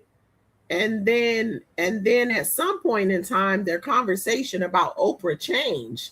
And as a kid, I wasn't understanding the change with what the adults were saying about Oprah Winfrey. Because I'm like, wait a minute, every day I couldn't even move when I walked in the door. I had to sit here and wait till Oprah Winfrey went off. And then all of a sudden they was not feeling Oprah anymore. And I was like, I don't know what they talking about. I kind of enjoyed Oprah Winfrey a little bit. I ain't gonna even lie. When I was sitting there, I got used to it, watching Oprah Winfrey every day. And then, I grew up and I went, oh, I get it. Now I see what they was talking about. Jan said, because when we at the bottom, it's a lot of jealousy and they start to hate once you make it. She said, I just wish we as women could come together and grow. That would be so amazing. I don't know how many years and decades in the future before that happens, but oh my goodness, that would be amazing. Really would. Miss Renee to you, she said, I grow my own herbs and veggies. You see what I'm saying? Because I think it's best to control it. And even like as we're looking in this documentary in Tulsa, Oklahoma, Black Wall Street, community, they literally had everything. They had farms, you know what I mean? They were growing, they had gardens, they were thriving. And of course, they had growing hands. They were descendants of slaves. Some of them just came out of indentured servitude. You feel me? So yes, they had growing hands. They were thriving. Miss Rita said, believe it or not, there is nothing Oprah or Jay-Z can do to help us. They have pennies compared to what they have. She said, we don't own the banks, major corporations, military, because we are divided as a whole. That's all. Listen, because this right here, that all of that. I think they could do something to help with communities. I'm gonna tell you what I do like to see. I love to see that some of these younger people are coming back to the communities that they're from, and they're like buying the block. That's a beautiful thing. That's a beautiful thing. Buy the block. You know what I'm saying? Start somewhere, like land ownership. And yes, they do have to use this bank to get that ownership. But if they go ahead and buy it, then they have the money. They have full ownership. And then they generate revenue, and they can create a generational wealth. Got to start somewhere. Again, Miss Renee, you said rosemary, basil, sage, thyme, lavender, ginger are healing herbs, and there are many more. And I bet they're probably relatively easy to grow too. I know I'll be seeing the plants too. I'll be thinking about buying that kind of stuff too. That sounds amazing, Miss Renee, to you. She's yeah. 100 love.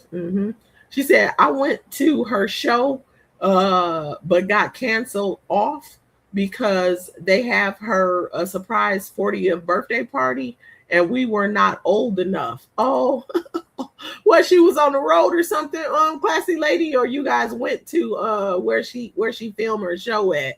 Wow, man, that's interesting. Yeah, I don't know. She used to be on do interviews or something. And I just remember, I'm gonna tell you, I changed my mind as an adult, and then there was one day I was getting dressed for church. This had to be at least a couple of decades ago. I was getting dressed for church, and it was this show that I used to watch before church because they would interview different people.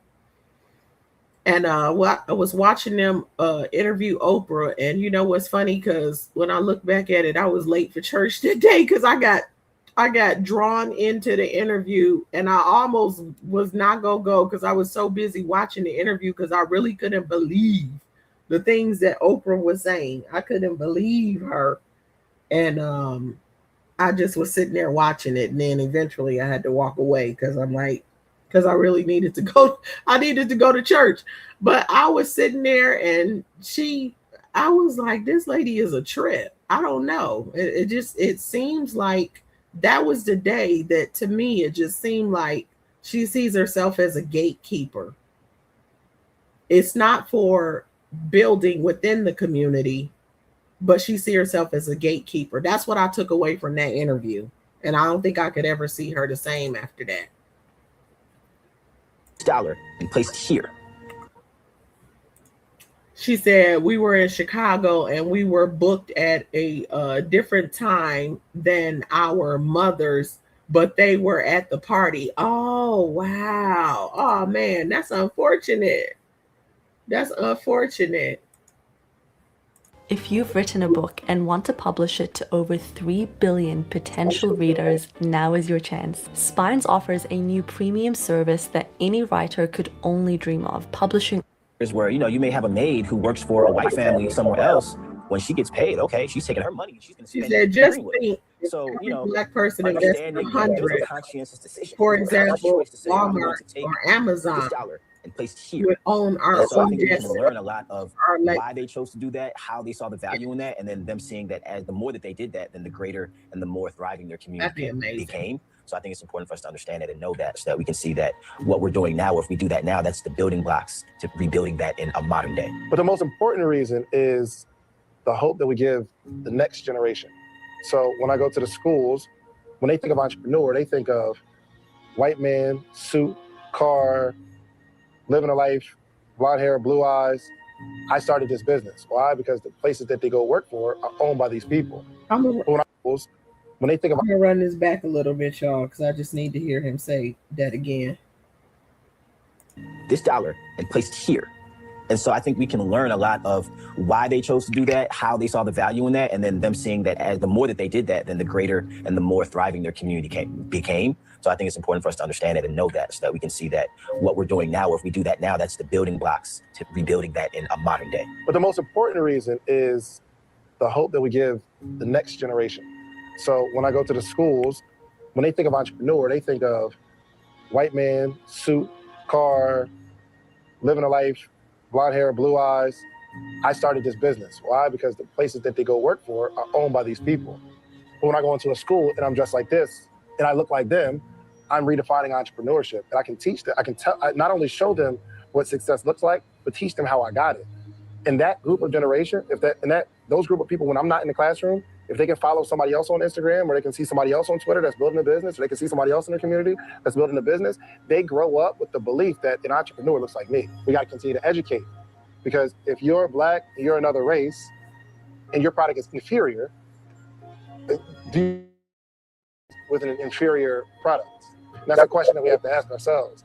But if we educate how we can make sure we walk in excellence in everything we do, then it makes it easier to shop black. Because, you know, we always have these things where, you know, black people are lazy, or you hire a black contractor and, you know, they don't come to, these are real things. You feel me? So I think it's important to keep the money in the community. We got to start to continue to educate entrepreneurs. We got to continue to educate how to deliver a solid product. Something that, like, we don't have, I don't want to support you because you're you. I don't want to support you because you're black. I want to support you because you got a great product. I want to go to you not because you're a black doctor. I want to go to you because you're the best doctor in the world. When I opened Uncle Bobby's Coffee and Books, I was very keenly aware of Tulsa.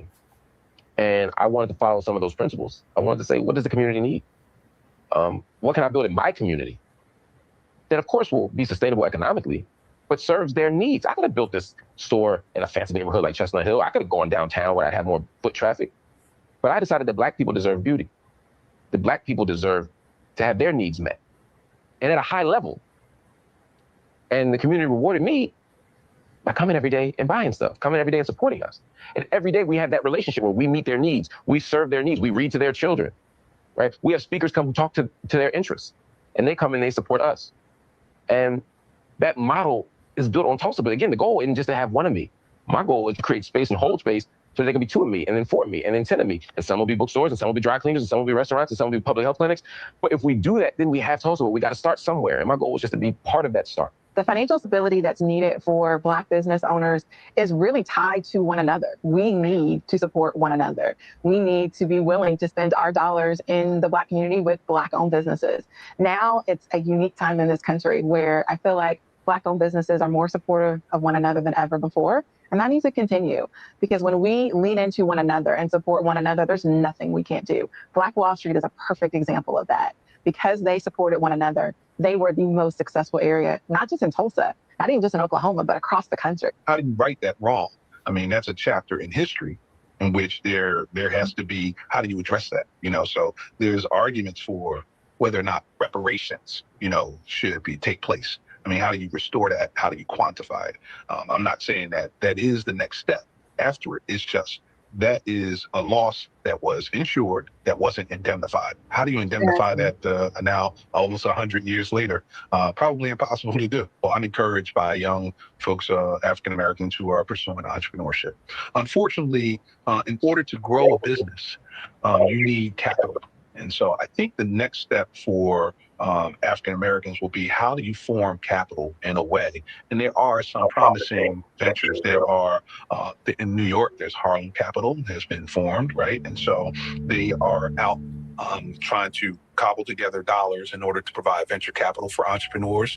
You have African American money managers. There are some large money managers who are now able to control some of the investment capital that is in the system. How do you redirect that back towards entrepreneurs who can actually grow, have business ideas that can turn into real businesses that are growth oriented? So you need some education as another component in order to make sure that as these businesses grow, they can actually do things like create jobs for others. Again, it goes back to that was amazing.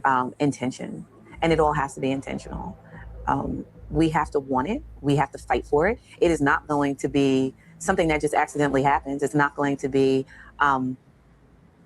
again, like a Kardashian situation where, oh, you know, we have a show, it becomes a hit, and we're all going to be successful from that. No, because we tear ourselves down. We've been told for too many years and for too long that we're not worthy. And so that's what we project. That's what we bring to the table, that we need to ask someone else for that help. So programming. It has to be very intentional that we work towards that type of prosperity. And I really don't know why the sound keeps going out. Can you guys hear it though?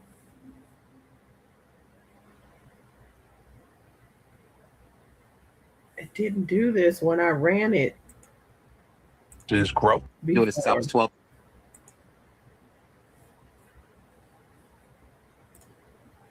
Ability to cover or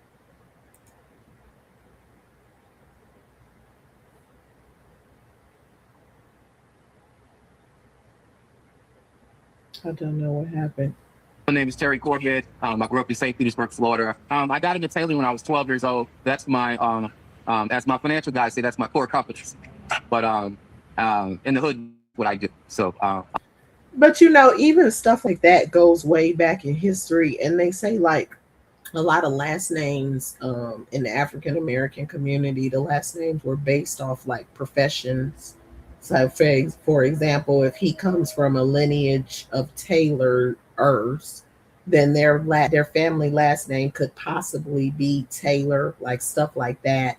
If they were blacksmiths, you know what I mean? Like their lineage, the names could be Smith or, you know, something like that. That's kind of how that goes. Let me see. She said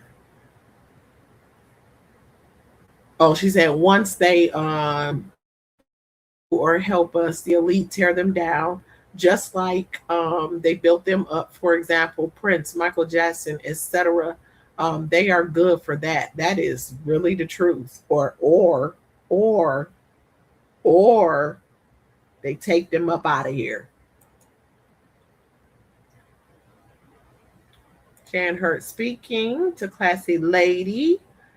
Miss Rita said, the only way is repentance to our God as a whole.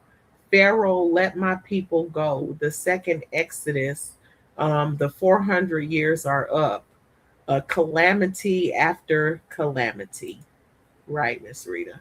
She said, exactly. We have to lean in and support each other. We do. We do, but how do we start? Because we don't even trust each other for real. You know, she said insider trading is how other races make millions. Remember Martha Stewart? Yes, facts. That she got a slap on the wrist with her prison time. Miss Rita said, on you all eyes, the president trying to make America great again. She said he is getting rid of the foreigners, and who going to be forced to work. Remember, they are getting rid of jobs also. Listen, it's getting thick and real. She said we start by communicating. Yeah, and being trustworthy to one another so that you can trust and stop competing and all the other things, wanting to stunt. You're stunting on the wrong people. You should want to collectively, if you want to stunt somewhere, stunt on the competition. And it shouldn't be necessarily your own people, because if you do, then you guys are not going to grow. And we need to link together for that. You know what I'm saying? If, for example, if the Asian business boycott leads to businesses closing down, and I heard some of the I just call them professionals that were speaking on it, saying, well, you know, now we should grab up those business spaces and start our own business in those spaces, et cetera, et cetera, et cetera. But what good is that going to do if you're going to have a poor work ethic, or provide a bad quality of service, or have a attitude towards the people that are coming in and shopping, and or using your services, or treating them just like the people that you chased out of there by boycotting them, et cetera, et cetera, et cetera. So a whole lot needs to happen beyond boycotting and just grabbing those businesses, because if attitudes and behaviors don't change, then what was the point? I'm a tailor by trade. I've been doing this. But by looking at something like this, then we understand that, but we can though, and can do well. I didn't mean to go that far back, but just let that little segment play again. Let me see. My name is Terry Corbett. I grew up in St. Petersburg, Florida. I got into tailoring when I was 12 years old. That's my, as my financial guys say, that's my core competence. But in the hood, we say that's what I do. So I'm a tailor by trade. I've been doing this since I was 12 years old. I fell in love with it, and I've been doing it ever since. And recently, over the last couple of years, I launched a couple of products outside of tailoring. My daughter was diagnosed with autism, and I was sitting in the kitchen with my wife. We were doing chores, and I was trying to think of something that I could do sustainable to help children like her, either today or when I'm long gone. And so I created a plant-based detergent called Purpose. So it's a detergent with a purpose, and that's to help kids with autism. I'm just trying to leave a legacy and hopefully inspire and hopefully give as much people hope.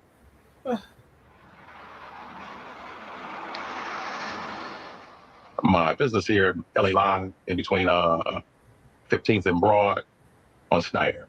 Growth in our community is good for our young people to see.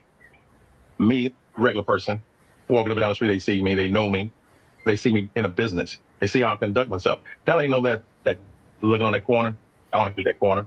I don't have to do this, that, those, and that. I can actually build a business just like Mr. LA.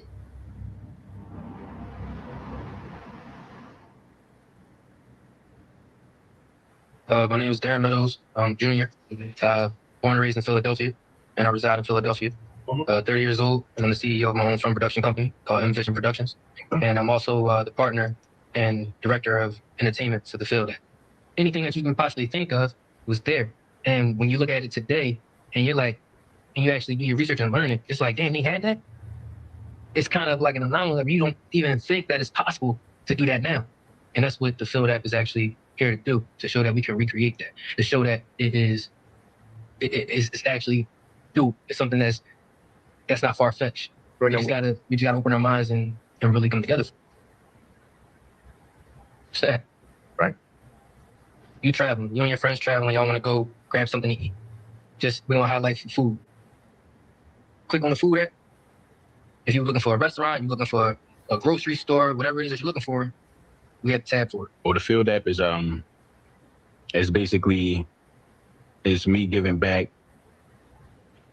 power to the people, so to speak. You know what I mean? It's me giving people the power to use their money where they want to use it, right in their hand. You know what I mean? It's like I said, it's like a directory with all Black-owned businesses, and we really just want to make things as convenient as possible for you to circulate your money back into the community.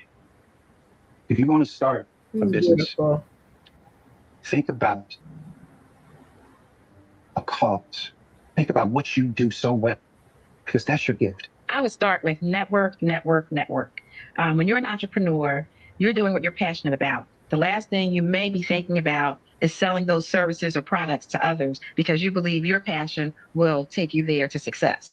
But the network is powerful. You have to make sure you have that cliche of your elevator speech, because once you get in front of your ideal client, knowing your ideal client, making sure that when you get in front of them, you're ready to make sure that they're aware of what you're offering and the value that your business is bringing. I would also say, in addition to networking, make sure that you understand you have to work on your business, not just in your business.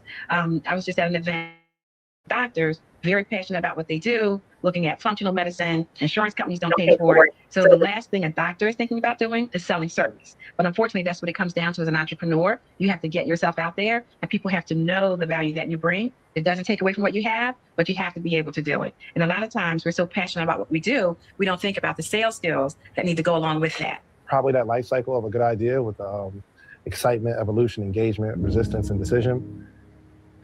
Keep every phase with you as you move on to the next phase. Meaning, if you're excited about the idea now, when you move into evolution and you're evolving that idea, you got to stay excited.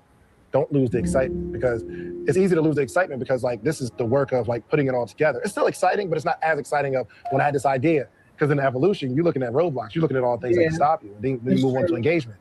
You got to remain excited, and you got to continue to evolve the idea even while you're engaging other people. And that's where we lose it. We're trying to sell, and we're not excited because we're starting to, we have to hear other people's opinion about our product, and that's not exciting.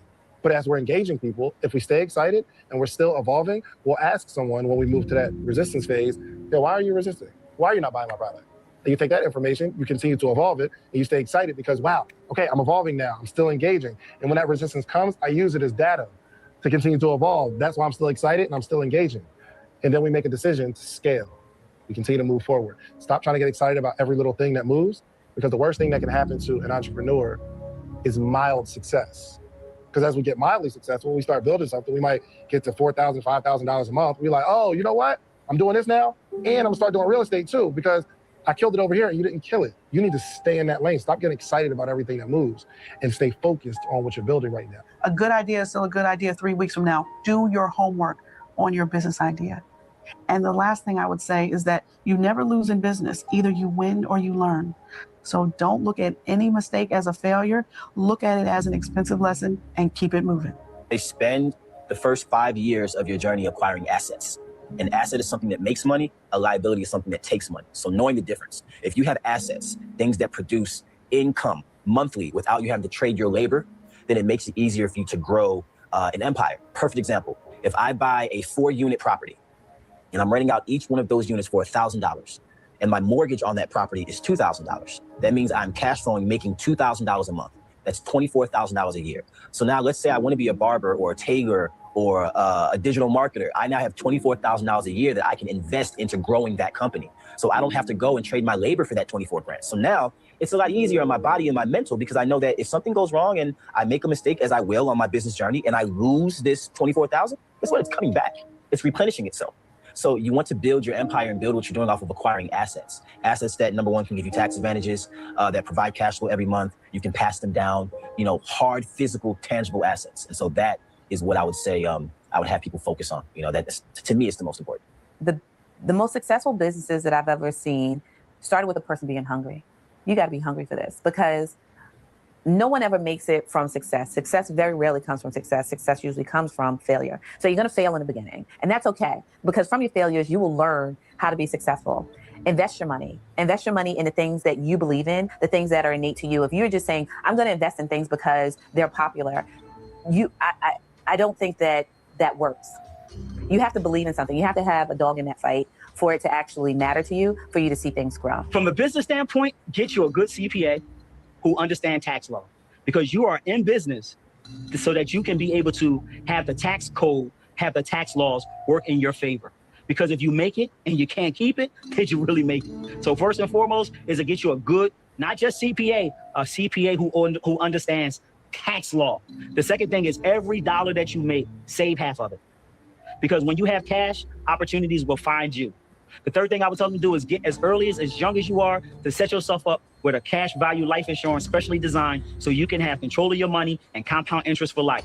And the third thing I would say would make you your biggest investment. Invest in your talent and your skills to get better, because as you get better, everything else around you will get better. And the final thing I would tell them to look to get into the best possible network that you can. Because if you are the smartest person in the room, then you are in the wrong room.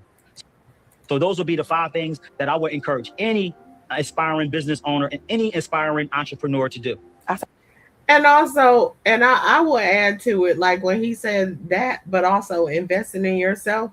There's things that I say over here. I know it's unpopular things, but when I talk about like saving or whatever, the reality is you can go and buy something at full price, for example, or you can wait until it's on sale and catch it on sale if it's on sale for real. Or you can, just splurge if that's what you choose to do. But then there's those times when you invest in yourself. Like, for example, let's say you want something and you know that you can get it right now at full price. But if you wait, you could get it. It's no problem. But if you wait until it's on sale and you get it on sale, difference and invest in yourself. You can invest the difference in yourself or in the future generations or whatever. If you got like grandchildren funds and stuff like that, okay, well, guess what? Just save $5 on that. Let me put that in the grandchildren fund. I just save $10 on that. Let me put that in my little whatever it is. Those are kind of things that I think a lot of people don't think of, and they don't value those kind of things. But to me personally, I value them. I just don't say a whole lot about it, because in our community, people don't get it. They'll be like, let me tell y'all something. I got a story for y'all. As far as like saving and stuff, that is a little bit off from what he said, but it's talking about in terms of how we think about things. So I had received 2 gift cards. I think I had gotten them for my birthday. I went and got a pair of designer shoes and a matching designer belt. But I waited until they were on sale. Like, did I get the? Oh, and I got the purse. I got the shoes, the belt, and the purse. I had been looking at them anyway, but I was really waiting on them to go on sale. Went to the department store one day. All 3 of them was on sale. I said, damn, I bought them. I was so happy with myself for catching that stuff on sale and getting what I wanted. I had my stuff one day. Somebody, ooh, oh, I love that. Ooh, them shoes with the purse, with the belt, it's all matching, looking good. I said, thanks. I said, listen, got that on sale. It's on sale at such and such. She looked at me like she wanted to take her compliment back. And I was feeling so amazing, like hell, save your money, invest the difference in yourself. It was designer. I really wanted it. But I'm saving. I wanted to wait until it was on sale, and I will take the difference and invest it in me for whatever I want to invest it into. And I was like, that was interesting. It wasn't even as cute anymore when it turned out to have been on sale. But to me, it was better. From my own point of view, it was much, much better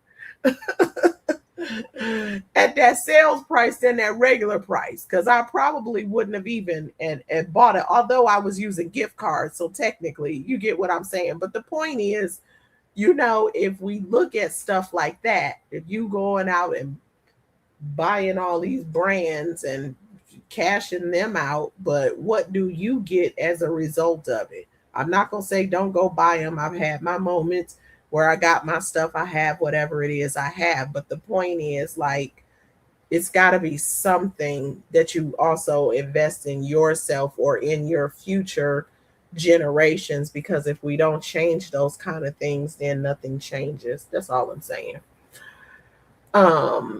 Miss Rita said, I'm gonna call him D, is trying to make America great for European American. Y'all see the word. I don't want to say certain words in here. You know how these streams get to acting.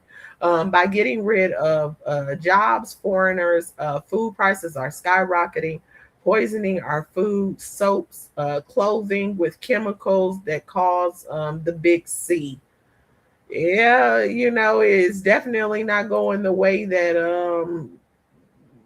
I think a lot of people thought it was going to go when it comes to that topic. Miss Renata, you said Henrietta lacks the first human immortal cell line. I think I know what you're saying.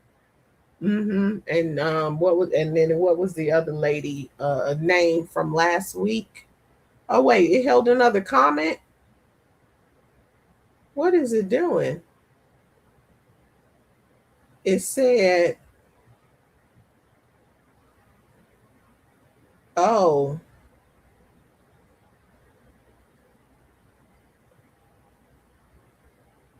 all of the names come from the slave master Brown, Smith, Johnson, etc.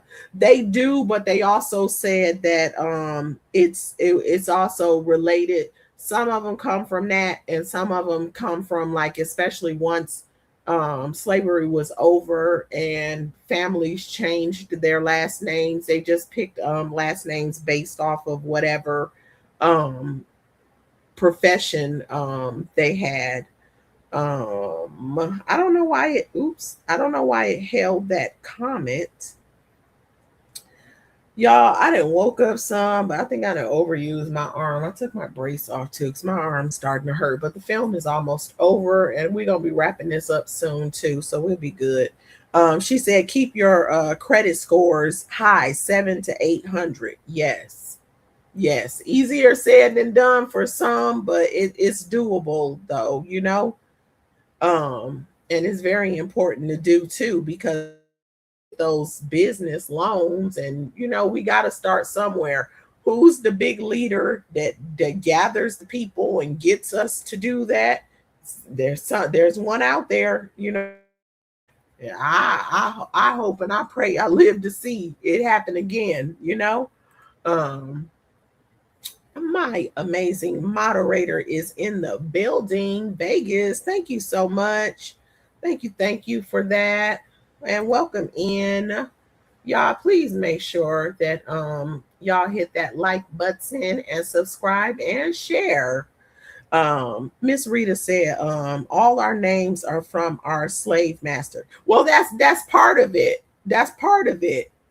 I know we come from the slave master, but they also said that some of them, they changed the name based off the profession. So like a Smith would have been like a blacksmith. You know what I'm saying? A tailor would have been a family of tailorers, you know, or whoever the surname came from. Jan Hurt said, have a blessed night.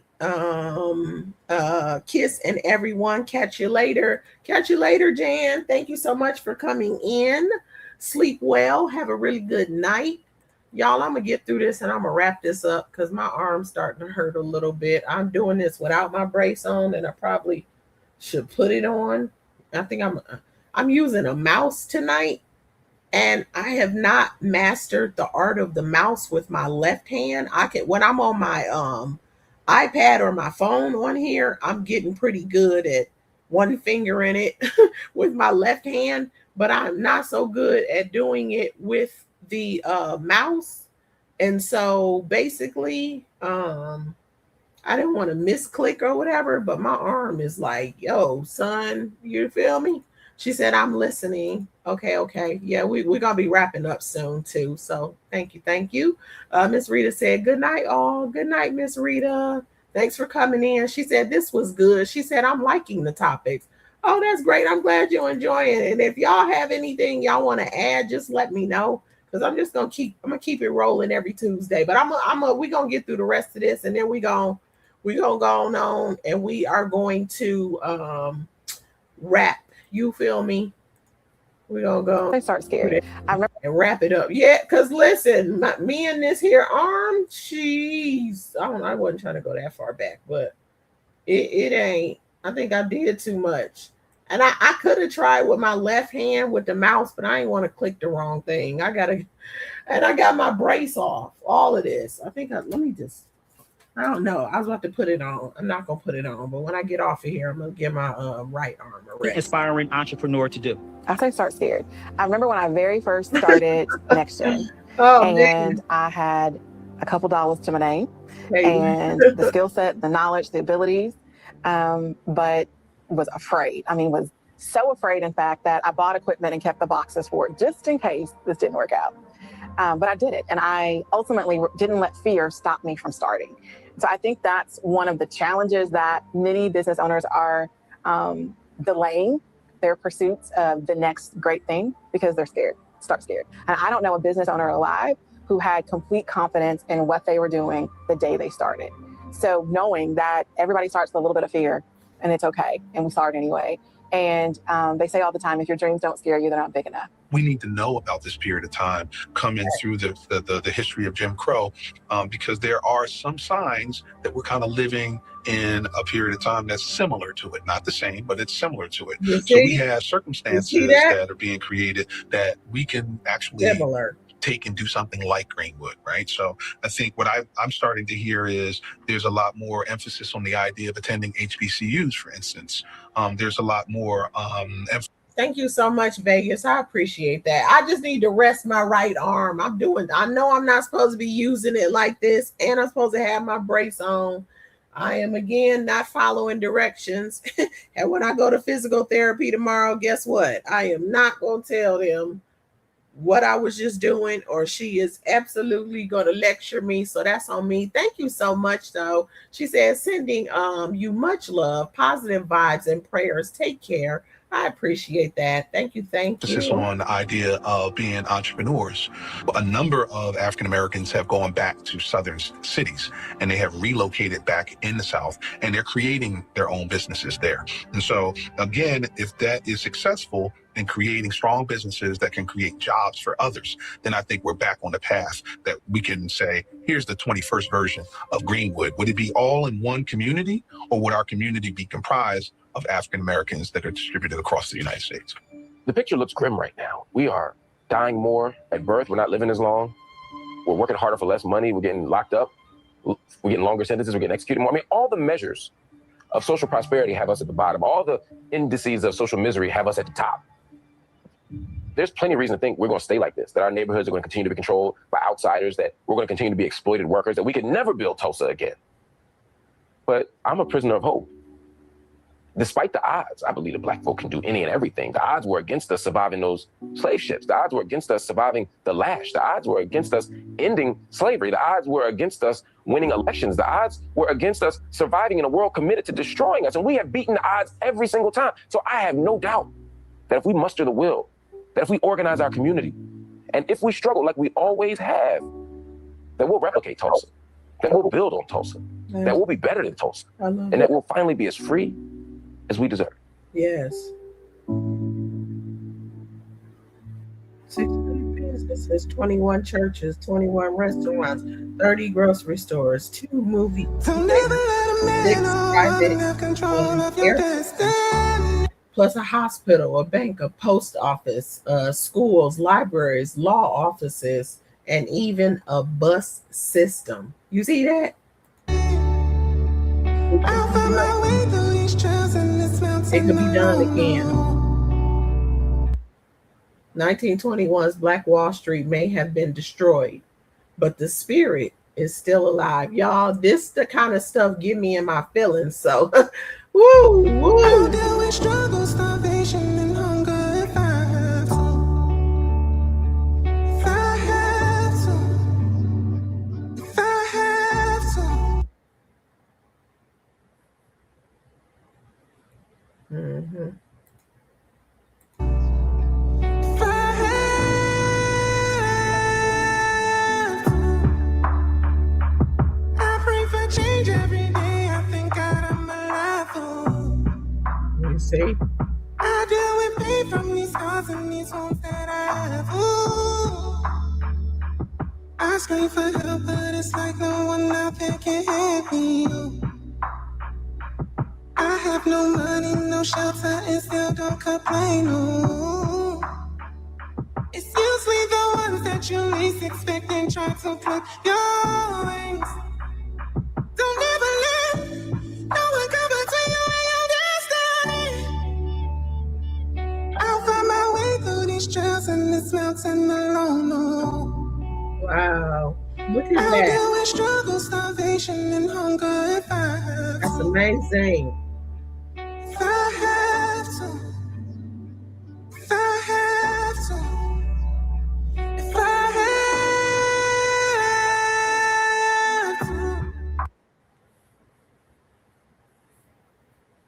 Yeah, that'd be amazing too. That's because you're in your own community, law enforcement looks like you, if that's how it is, like how other people's communities are. And then they have a different feeling towards those people because when they look at them, they see themselves, their children, their family members, etc. That's always been my opinion of why they can treat other ethnicities so different, because they don't see themselves in them. And programming.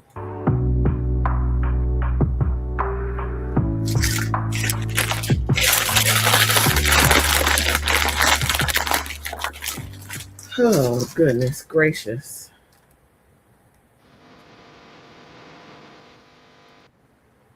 There we go. Robert Hershey Alston. Let him get his credit. Let me see.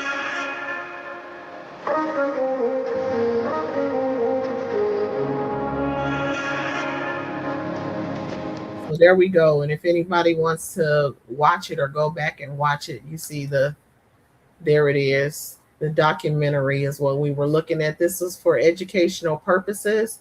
Fair use is allowed for this kind of thing.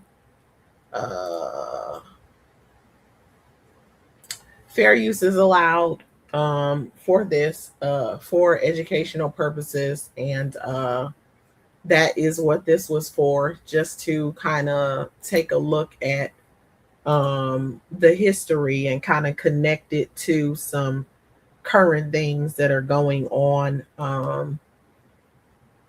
This stream has been, well, we've been on here today, a decent amount of time. So I'm gonna wrap this up, but because I'm continuing the stream, I got a lot more stuff that I want to get into. I'm after sitting through this whole thing and this being refreshed, I have more ideas because I know what I was going to do next week. I know I haven't said it yet, and I'm glad I didn't because I don't want to be held to it, because now I want to think about it, and I'm thinking about going in a different direction next week, although I still want to get into, hold on, let me do this. I still want to get into some other things.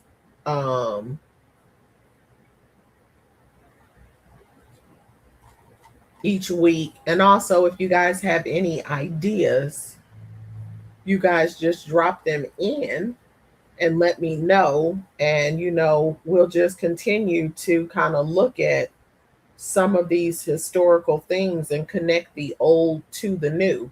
It's really just, when I say for educational purposes, I mean literally to look at how things, how years and centuries, decades, years, centuries have changed, but not much has changed. And it's truly unfortunate. Oh, okay, my bad. I was looking at doing. Let me look at some of these comments, y'all. It says, somebody said, this video is very informative and educational, but it gets interrupted by long segments of mutes. I don't know what that was about. Okay, so I guess that did happen before. I just let it play earlier. I didn't realize there was any mutes in it. She said, let the locals of the towns tell their own stories. That's what I was thinking about doing. Let me see something though, real quick, if there's any. And I have to approach this a little bit earlier, because I know it's oops, my bad, y'all. I'm sitting here messing, trying to type this other one with my left hand. Good luck with that. Okay.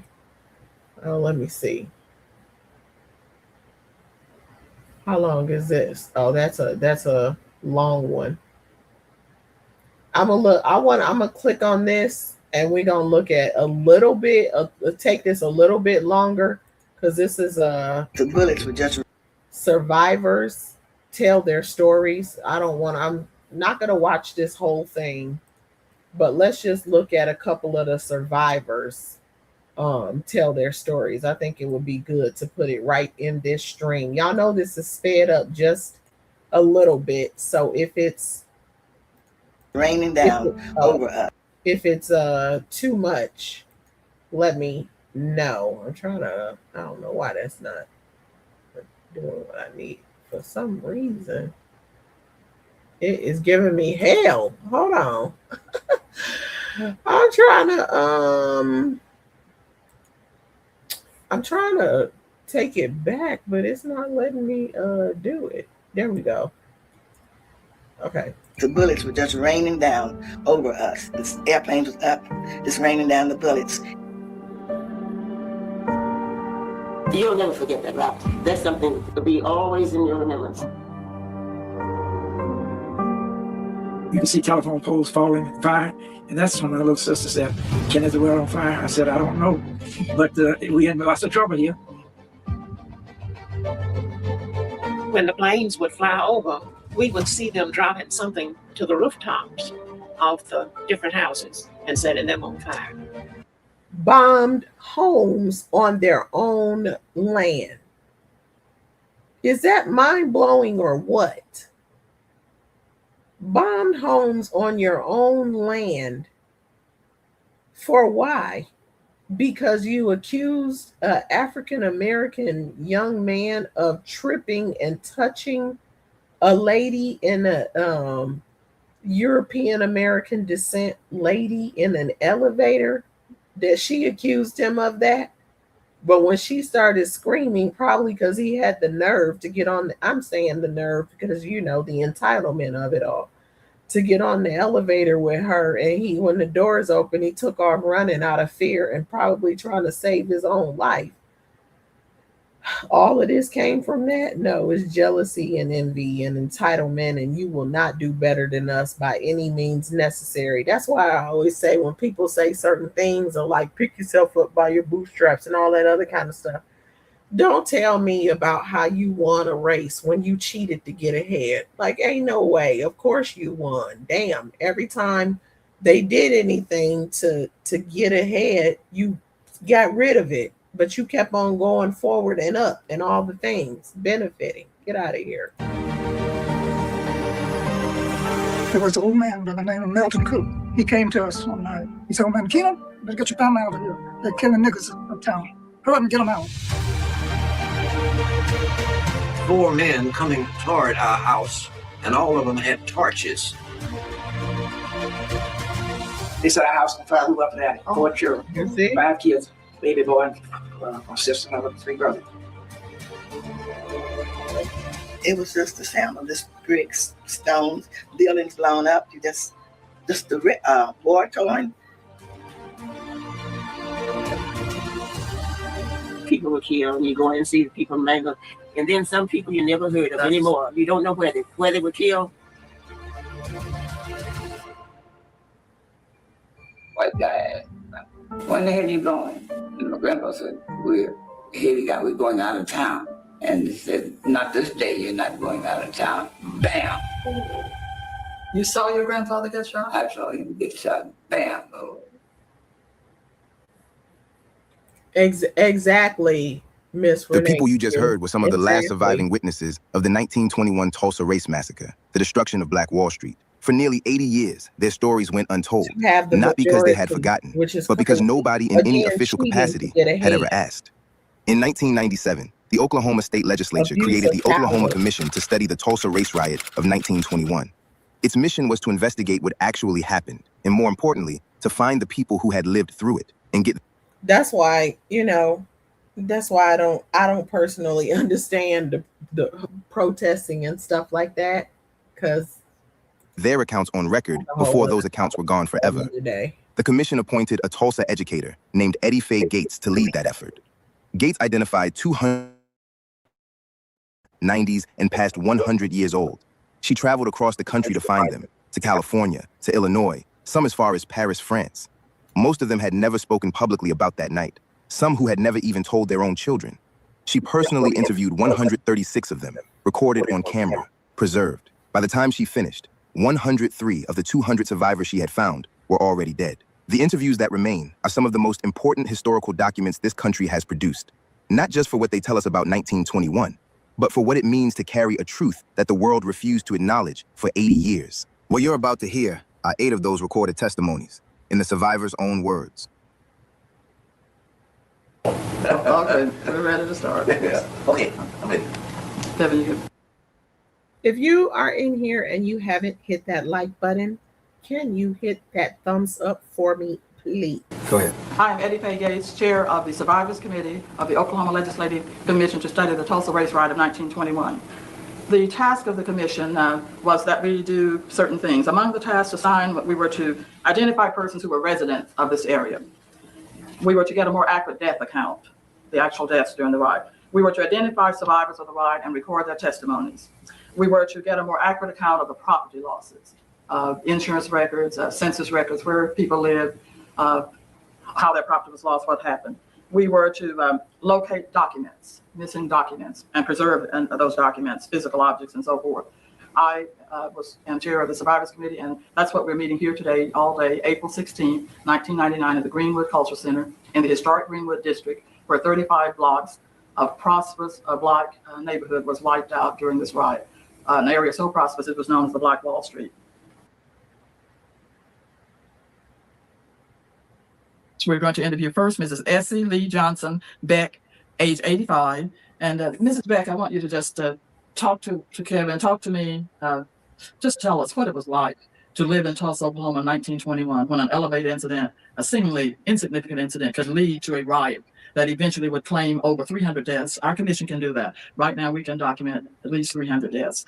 It could demolish 35 blocks, a 35-block area from Archer to Pine, destroying millions of dollars worth of property, this was an area so elite, it was called the Black Wall Street. Booker T. Washington called it that. What was it like living in Tulsa, Oklahoma at that time? And tell us especially what happened the day of that riot. Well, being a little girl, it was, I was frightened. I was scared. And we had to get out of the way.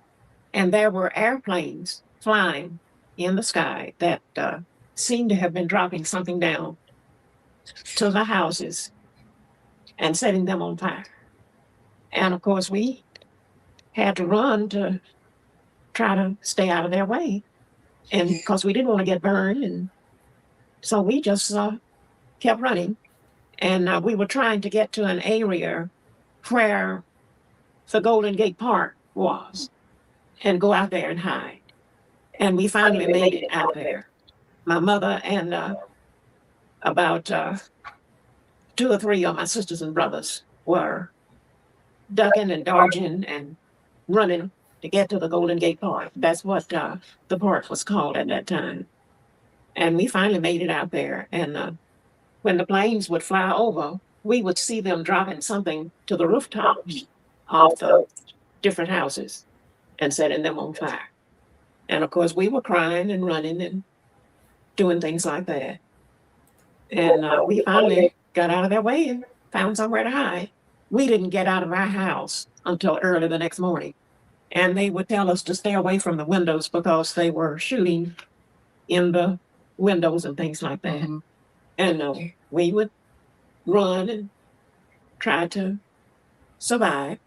We saw the 1 or 2 planes flying over and looked like they would drop something from the plane to the roof of a house. And we saw the houses that were burning. There was smoke and things like that. And I didn't see any shooting or anything like that. But I did see houses burning. And we saw them trying to set one of the churches on fire, and it wouldn't burn.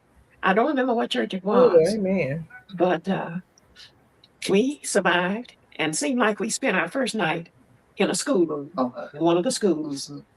And we, the family, my mother and I, and my sister and brother. But my father was out on the streets helping them to rescue the rest of us. How would you feel about reparations? Do you think somebody ought to pay for? I sure do. I think we should be. And I had thought that they were going to give us money to start out all over again. But if they gave any, I didn't hear about it. I understand they did put up some tents where. Yes. Did you all stay in a tent? We lived in a tent. Oh, what was that like, living in a tent during the winter? It was something else. But that's all we had to depend on. So we lived in it.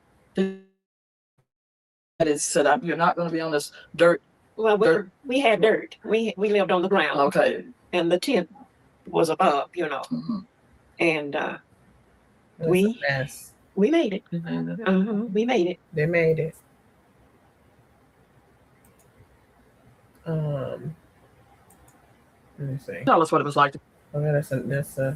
So what I'm going to do is I'm going to put a pin in it there. I got my fair use statement scrolling across the bottom. We'll pick up and continue this later. It's not too long, but it is, it's getting later for some. And I personally, I was already a little bit tired today anyway. So,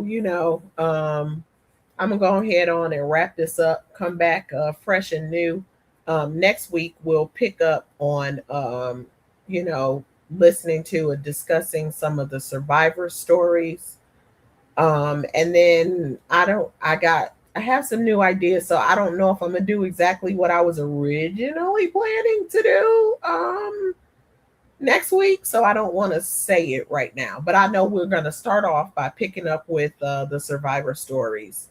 And then once I decide whether I want to go in a different direction before I go to that other thing, then I will announce what it is. But this is going to be a every Tuesday thing. So if you like this, if you are interested in this kind of information, just kind of taking a look back at it, it might even be a refresher. For a lot of us, it's the refresher. It might even be getting into the details. I know I was gonna say I've never listened to survivor stories, but I actually have heard a couple of them. I've also heard descendants of survivors um, talk. So, but it's still kind of a refresher in a sense as well. So, yeah. So, and if you guys have any ideas, we can just add to it. I'm gonna keep rolling it every week until we fresh out. And so, on my channel, we have a variety of I have a variety of content, and I like to have a variety. I don't like to just do one thing anyway, because I personally would get bored with the same old, same old, same old. So I wouldn't even be presenting you guys with the same old, same old, same old. And this kind of stuff, it's interesting to me. So I feel like there's an audience out there. It's interesting to some of you guys, and then we'll, pick up some whoever is interested in it. And thank you guys for the feedback in this stream, letting me know that you like it and that you enjoy it. If you catch it on the replay, I would appreciate your feedback as well.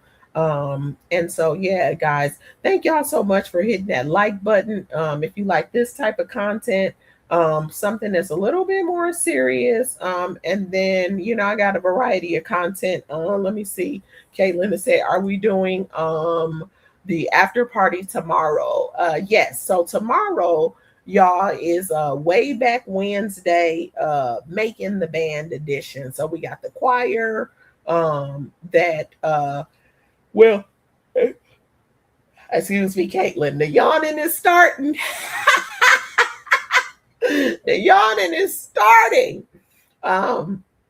But Way Back Wednesday, Making the Band edition. So if you got a voice and you can sing, hit that link and let us hear your chops get to blowing, okay?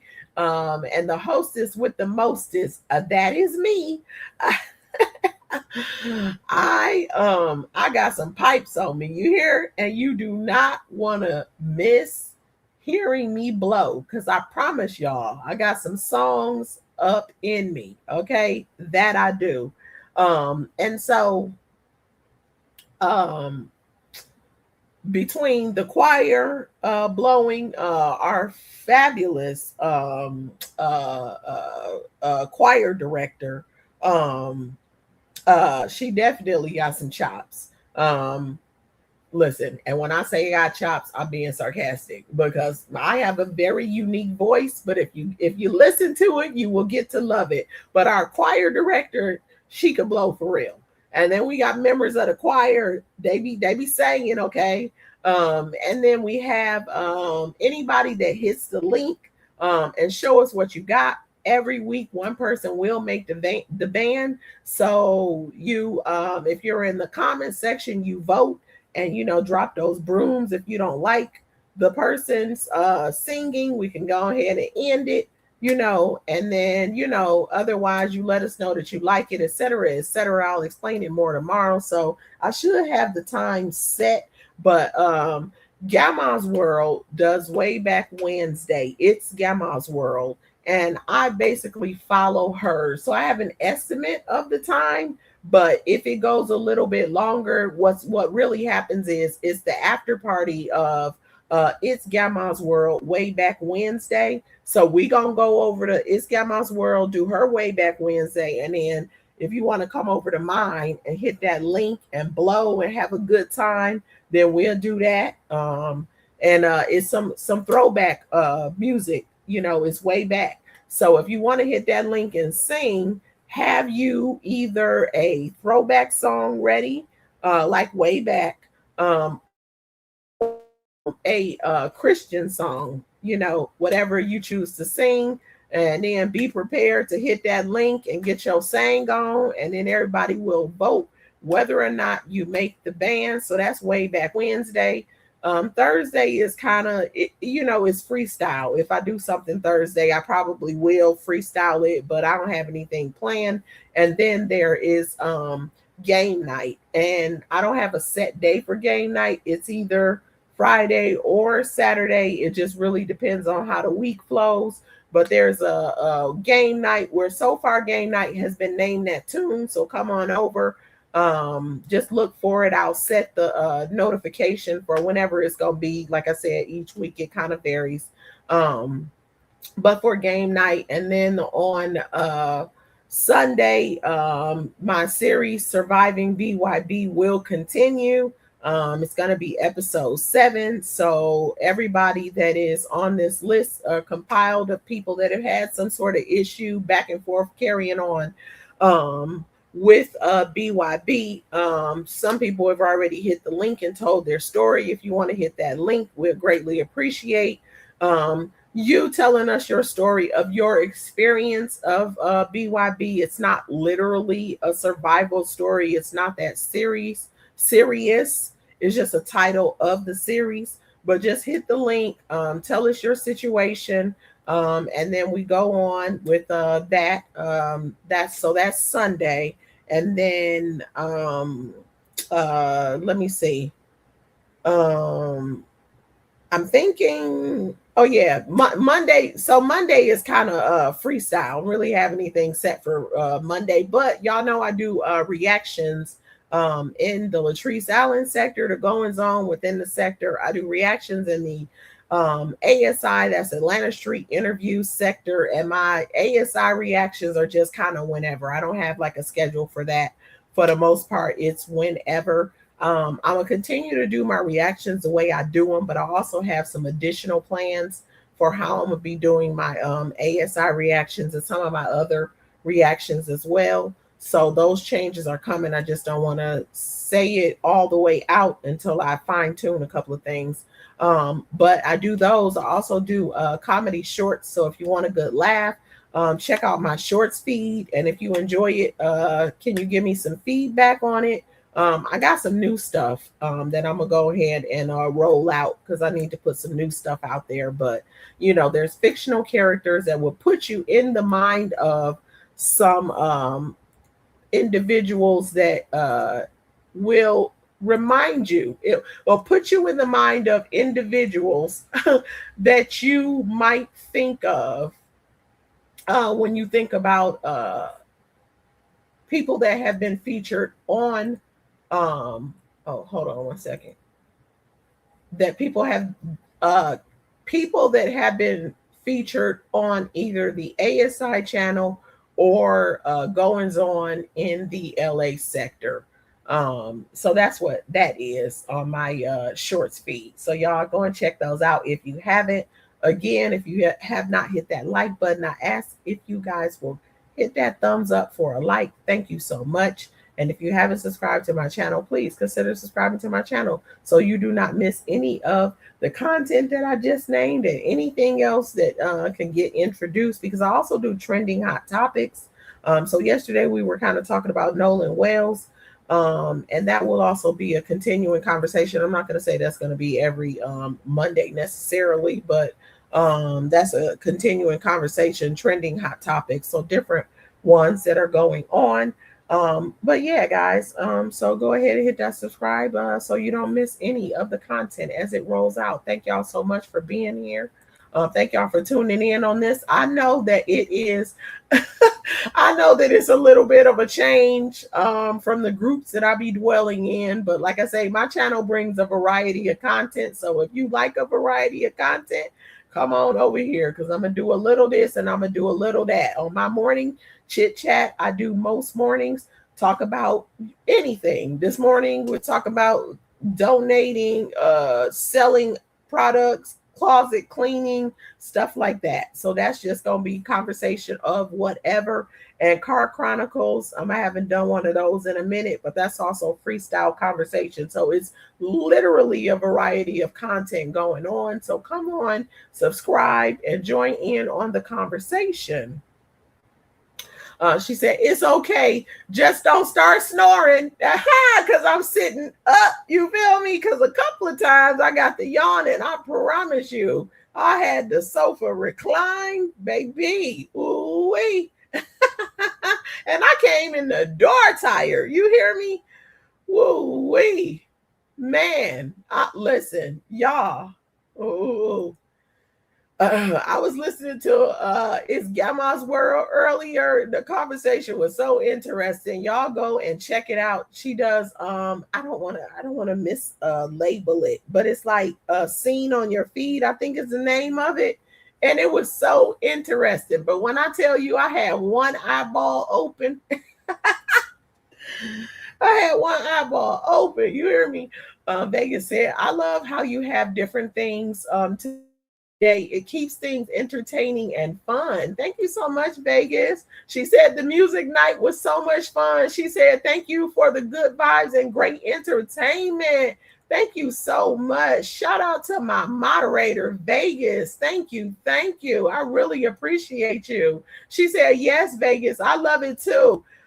I'm so glad everybody really enjoyed it because listen, I know that my singing is comedy and the fact that y'all laugh is good with me. Vegas said, well, she said, yes. Thank you so much. I appreciate that. She said, good night, everyone. We enjoyed our time here. Have a good night, everyone. Thank y'all so much again for tuning in. I hope y'all have a really great night. I hope you have a very, very good night's sleep and a great day tomorrow and week to follow. If I don't see you over here, I'm going to see you in someone else's chat. In the meantime, in between time, I hope and I pray that your cup is filled, overflowing, and that you are abundantly blessed. And until the next time, I'm going to catch you guys on the rebound. I want to leave y'all with something too. Just based off some things that good night, Caitlin, just based off some things that have been happening. And y'all know I like to bring up the Tabitha Brown thing from time to time. And you know, she says, y'all have a good day. I'm gonna say a good night and a good day tomorrow. But you know what she also says? But if you can't, don't you dare go messing up nobody else's. And with that being said, I am out of here, ladies and gentlemen. Y'all have a really, really good one. Peace.